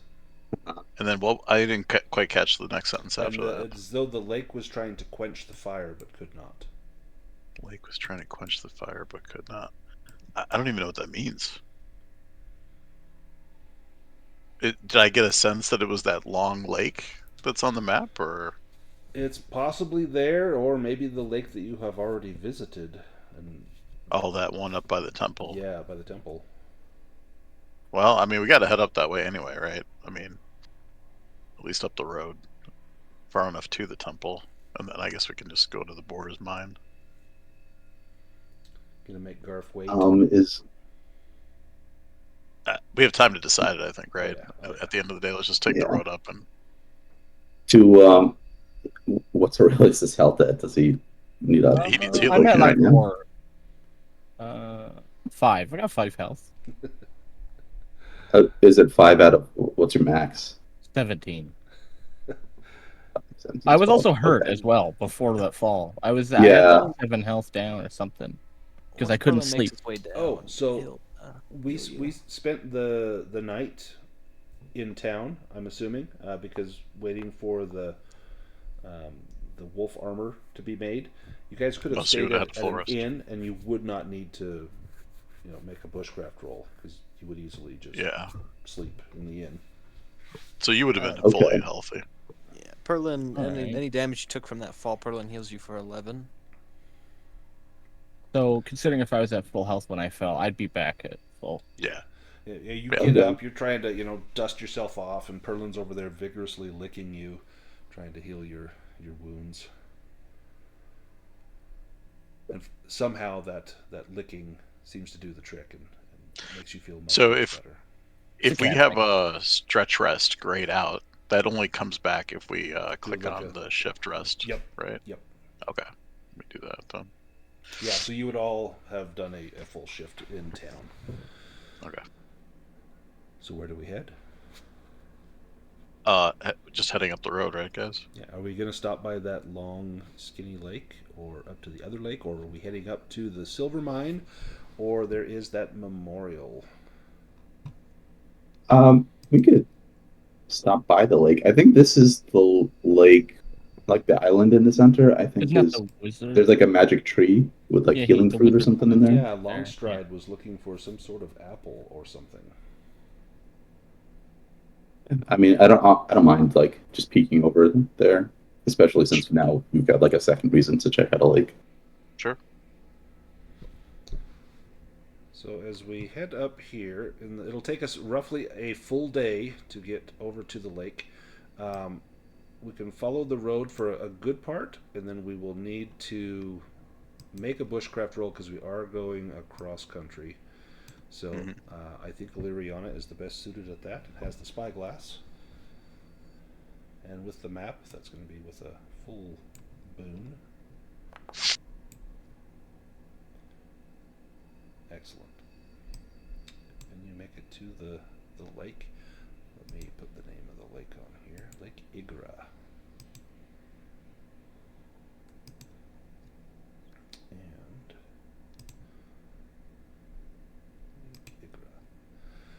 Lake Igra is a long, narrow lake in the south of the Wildwood. It is now just the end of daylight, and you can see a small island with a few trees toward the southern end of the lake. This place has a peaceful atmosphere, and the air feels fresher here than anywhere else in the Wildwood. Let me have Sir Aurelius give me a spot hidden roll.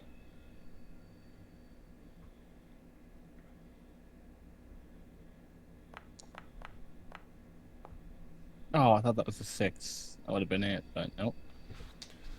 You, as you head towards the lake, you don't see any sign of the fire fairies. There's no burnt trees, no ash, anything like that. But what you do notice is someone watching you from the edge of the trees, and this looks to be half human, half horse. This must be one of those centaurs of which you have perhaps heard legends. Give me a myths and legends roll, in fact.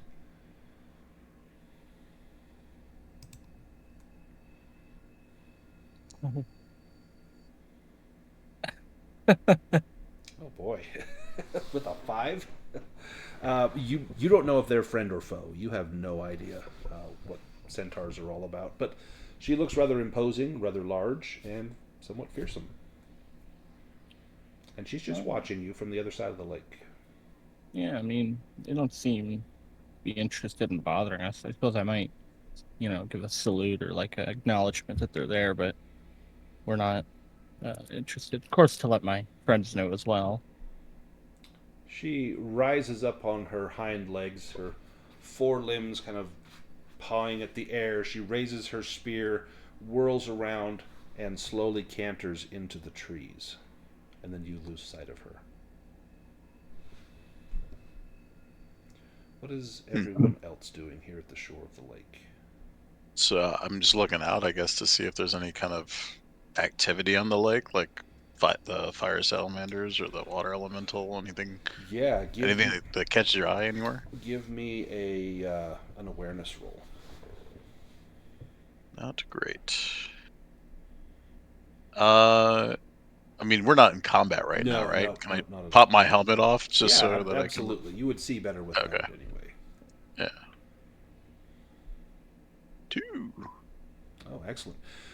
You notice that on the island there's movement amongst the trees, but you can't quite see what it is.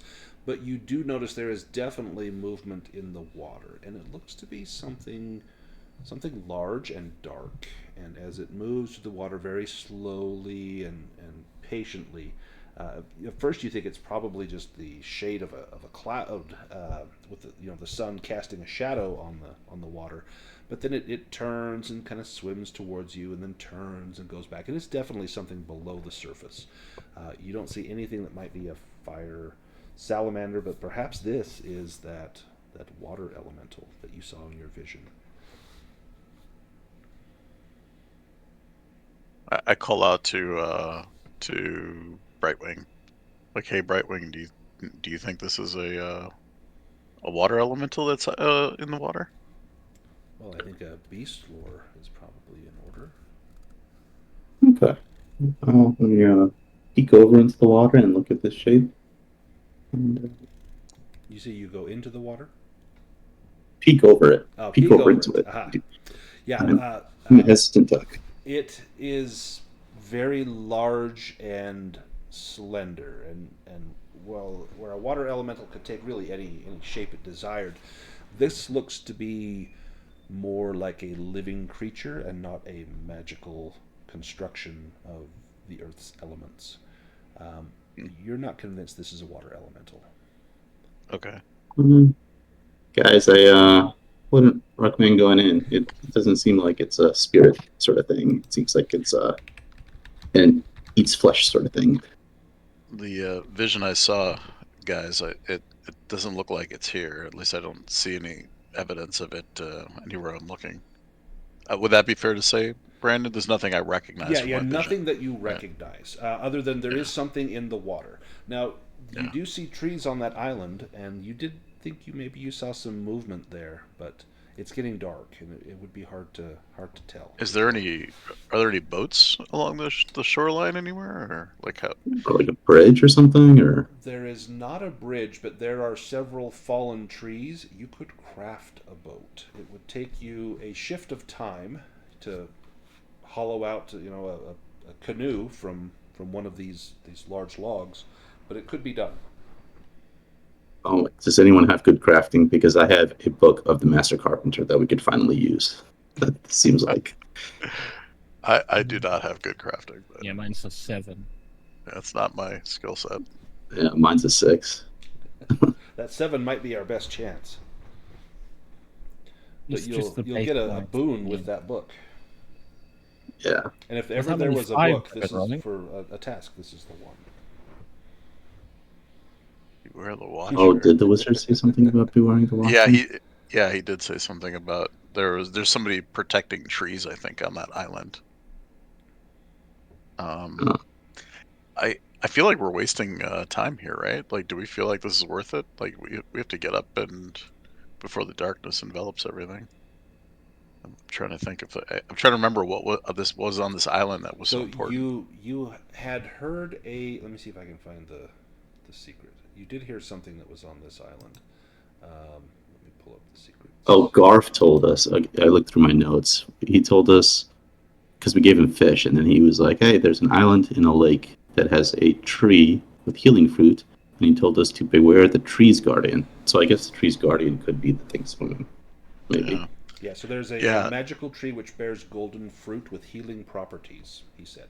And Longstride, the wizard that you met early on, he was looking for some of this golden fruit.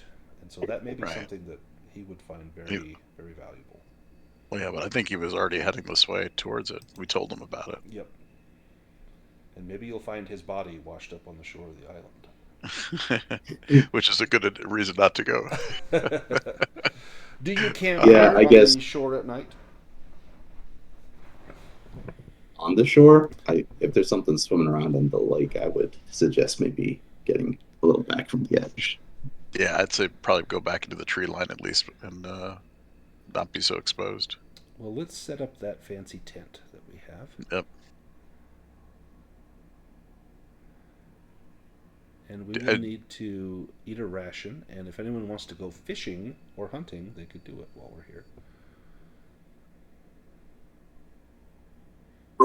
Sure, I'll go hunting. Excellent. Uh, Well, you go hunting, you didn't catch anything. I'm disheartened because this is what I'm good at. Excellent. Roll a d6, and we'll see what you find.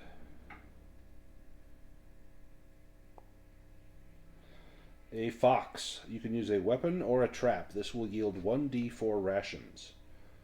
So that would be your weapons roll in order to get that, which you get. This will need to be cooked. That is a bushcraft roll. Otherwise, it's a diseased piece of meat. Unless you like tapeworms. Well, I mean, it does help keep you slim. It does. It's Mm. just like the Ozempic of Denmark. So 1d4 rations.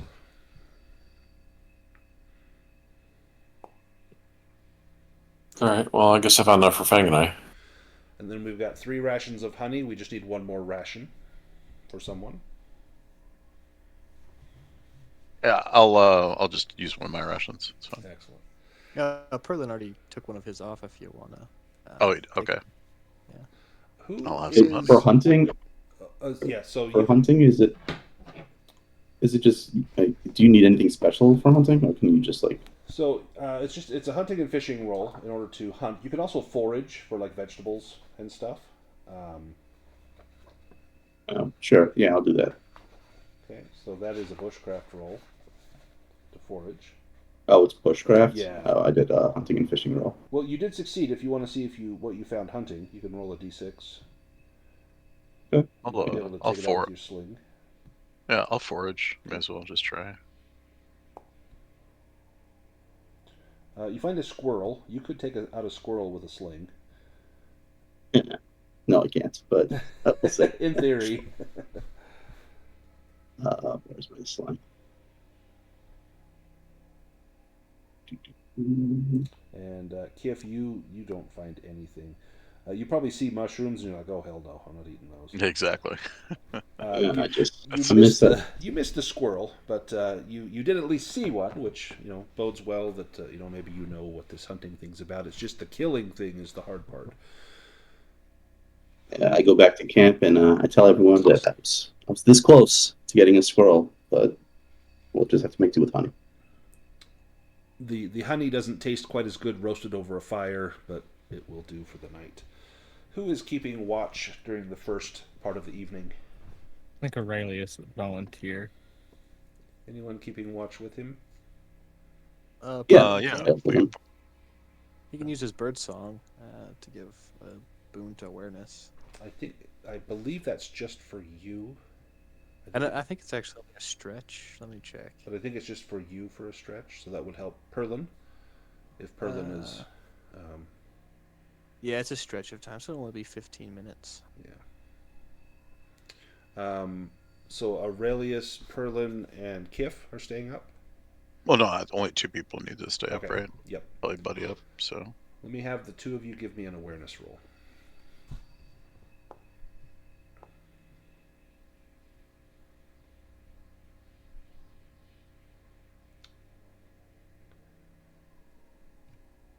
You both see this.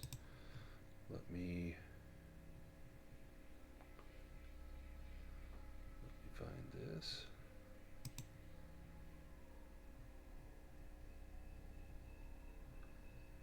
Where's my picture?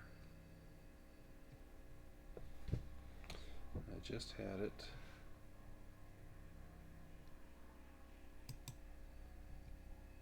Oh, there it is. The northern end of the lake. You see something begin to glow, faintly illuminated. It gets brighter and brighter. And you see that there are several, probably a dozen, short, diminutive fire fairies dancing out upon the surface of the water, up here kind of at the northern end. And as you see them, you are enthralled by this. They are out over the surface of the water, taking each other's hands and dancing in a circle.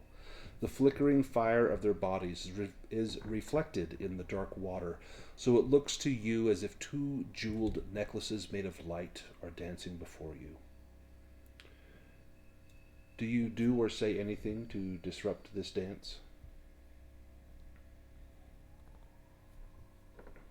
Aurelius or Perlin?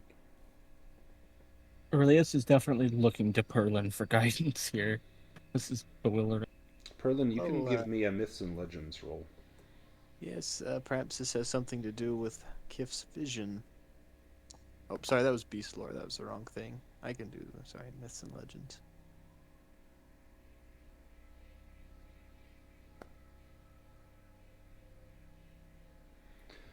You know what you have heard of fairies. You don't know if it's specific to a certain type of fairy, or if it even applies to fire fairies, but you know that they often meet during special times of the year, the solstice or other times, or the harvest moon, or any specific celestial alignment. They may meet and they have a dance to invoke the spirits of nature, to thank them for the harvest, or to invite a pleasant stretch of weather.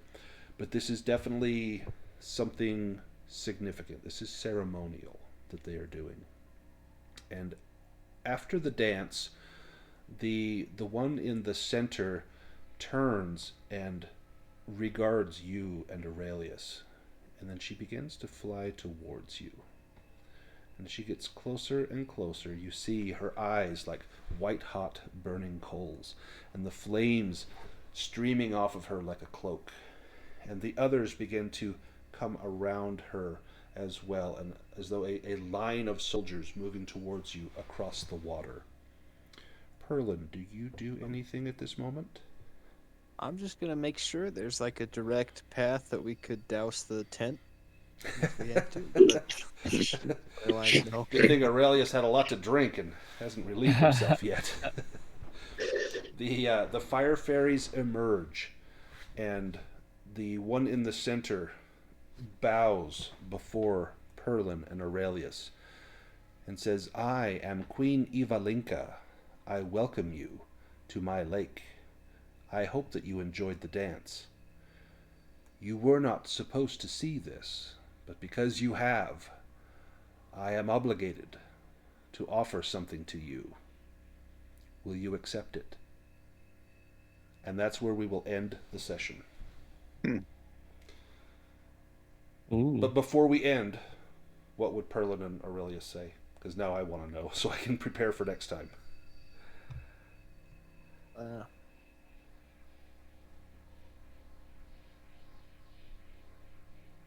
Do they have? Be the Sunstone is what I'm thinking. Do you speak up? Do you ask that? No, I'm just thinking that. What does Aurelius think?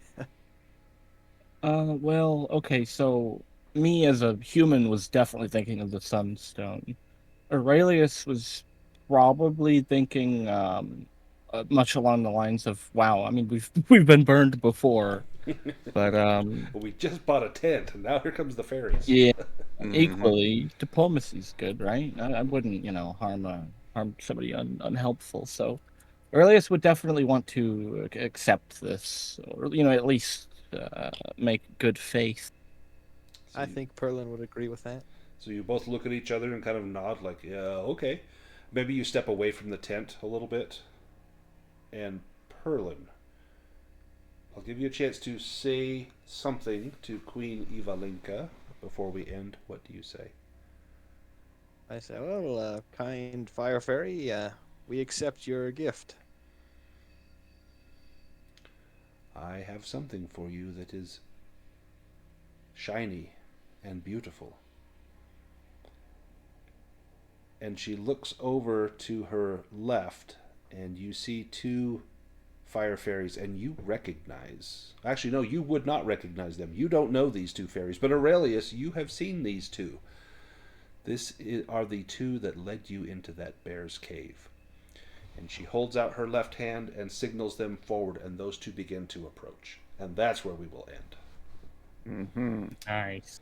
Excellent. So, we can make some improvement rolls. Everyone can add 5 new check marks, and then we'll start with Perlin. And if you want to learn that spell, you did have a night in town that you would have been able to spend studying it while we were waiting for the clothing to be made, so you'd be able to make that roll. That's a languages roll. That Yeah, will I'll cost use you my your improvement animism mark. check. Yep. And then I'll use my pyramid of clarity, or of thinking, whatever it's called, and Clarity, get a I think. boon for that. Yep.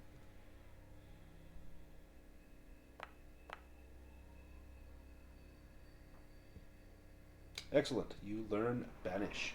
And then you can do your other improvements. Beast lore improved. If you get one up to 18, you get a heroic ability. Oh, languages would have been nice. And the important one. Oh, good. Hey, your slings are getting better. All right, we'll do Brightwing next. Oh, Kif got her swimming up. From 6 to Oh, 7. sorry. Yeah. That's okay. I accidentally clicked on it. You got it. Brightwing is All right, up I guess I'll next. just do the rest. Oh, yeah, go for it. Yeah, go for it. Might as well. Well, there you go. You're terrible on the sneaking. Oh, yeah. You got to roll high. Here come all the good rolls. Yeah. Well, there we go. Bushcraft went up a little. Nice. Awareness goes up. All right, that's all mine. And that was with your extra 5. Did you not get any dragons or demons? I did not. Oh, Yeah, wow. that was the whole time. Yeah, even with all those crappy rolls. Yeah. You just got a lot of 2s and 19s. Yep. Brightwing. And then we will Right. do Sir Aurelius after Brightwing. Hey. There we go. Crafting goes up.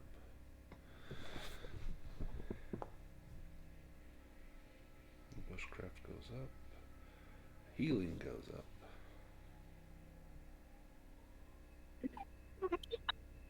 This fucking slugs. Man. Unbelievable. One day you'll hit something with that. Every single time I roll amazing with slings when I'm trying to improve it. Right. Sir Aurelius. survivor of the Cliff of Fate. Yeah, that was so fun. I loved that. That was awesome. As you were falling, you're like, okay, gods, at some point. Oh, Oh, hey, heroic ability Nice. from Sir Aurelius. meant Oh, to be. wow. That's awesome. So that's as high as it can go.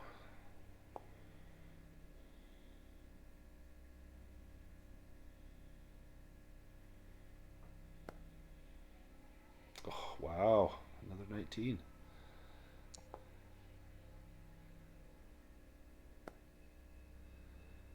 It's all coming up Millhouse here for Aurelius. Yeah, Yeah. that's awesome. Yeah. Excellent. All right, and then Illyriana.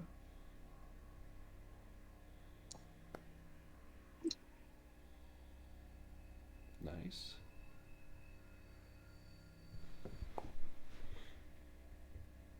Oh, shoot.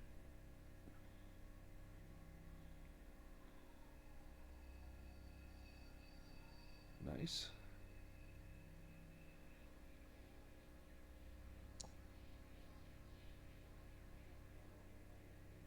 All right. That's good. Excellent. All right. If one more on knives. Knives, too. Illyriana will have an ability. Did Perlin? Did you get your heroic ability? Or not Perlin. The other cat, Aurelius. Yeah, I'm looking. I hadn't realized. I hadn't expected to get it, so I hadn't thought about it. I'm just. Yeah. Well, you got a week to do it. True. So we will. We will start out next time. Finding out what the fire fairies have in store for us, and the darkness is ever spreading, and we are probably 1 or 2 sessions away from the end. So, depending on if you just head straight up, if you get the Sunstone next time and head straight up, or if they have some sort of quest for you, probably 1 or 2 sessions, unless you want to hit a few other things. Yeah, Illyriana would have shot first and taken the gift later. Probably best that Illyriana was asleep, because that any sort of attempt at parlay may not have ended well there. Yeah. And just keep them away from the tent. Any questions before we finish off? Nope. All right, I will. I'll leave the server up for a bit if anyone wants to journal or do any maintenance on their character, and whenever Aurelius decides what heroic ability, either tonight or before next time, you can put that on there, or if you need help, I will help you with it. So otherwise, I will see many of you tomorrow for the start of The Secret of the Dragon Emperor, and the rest of you I will see a week from today, next Saturday.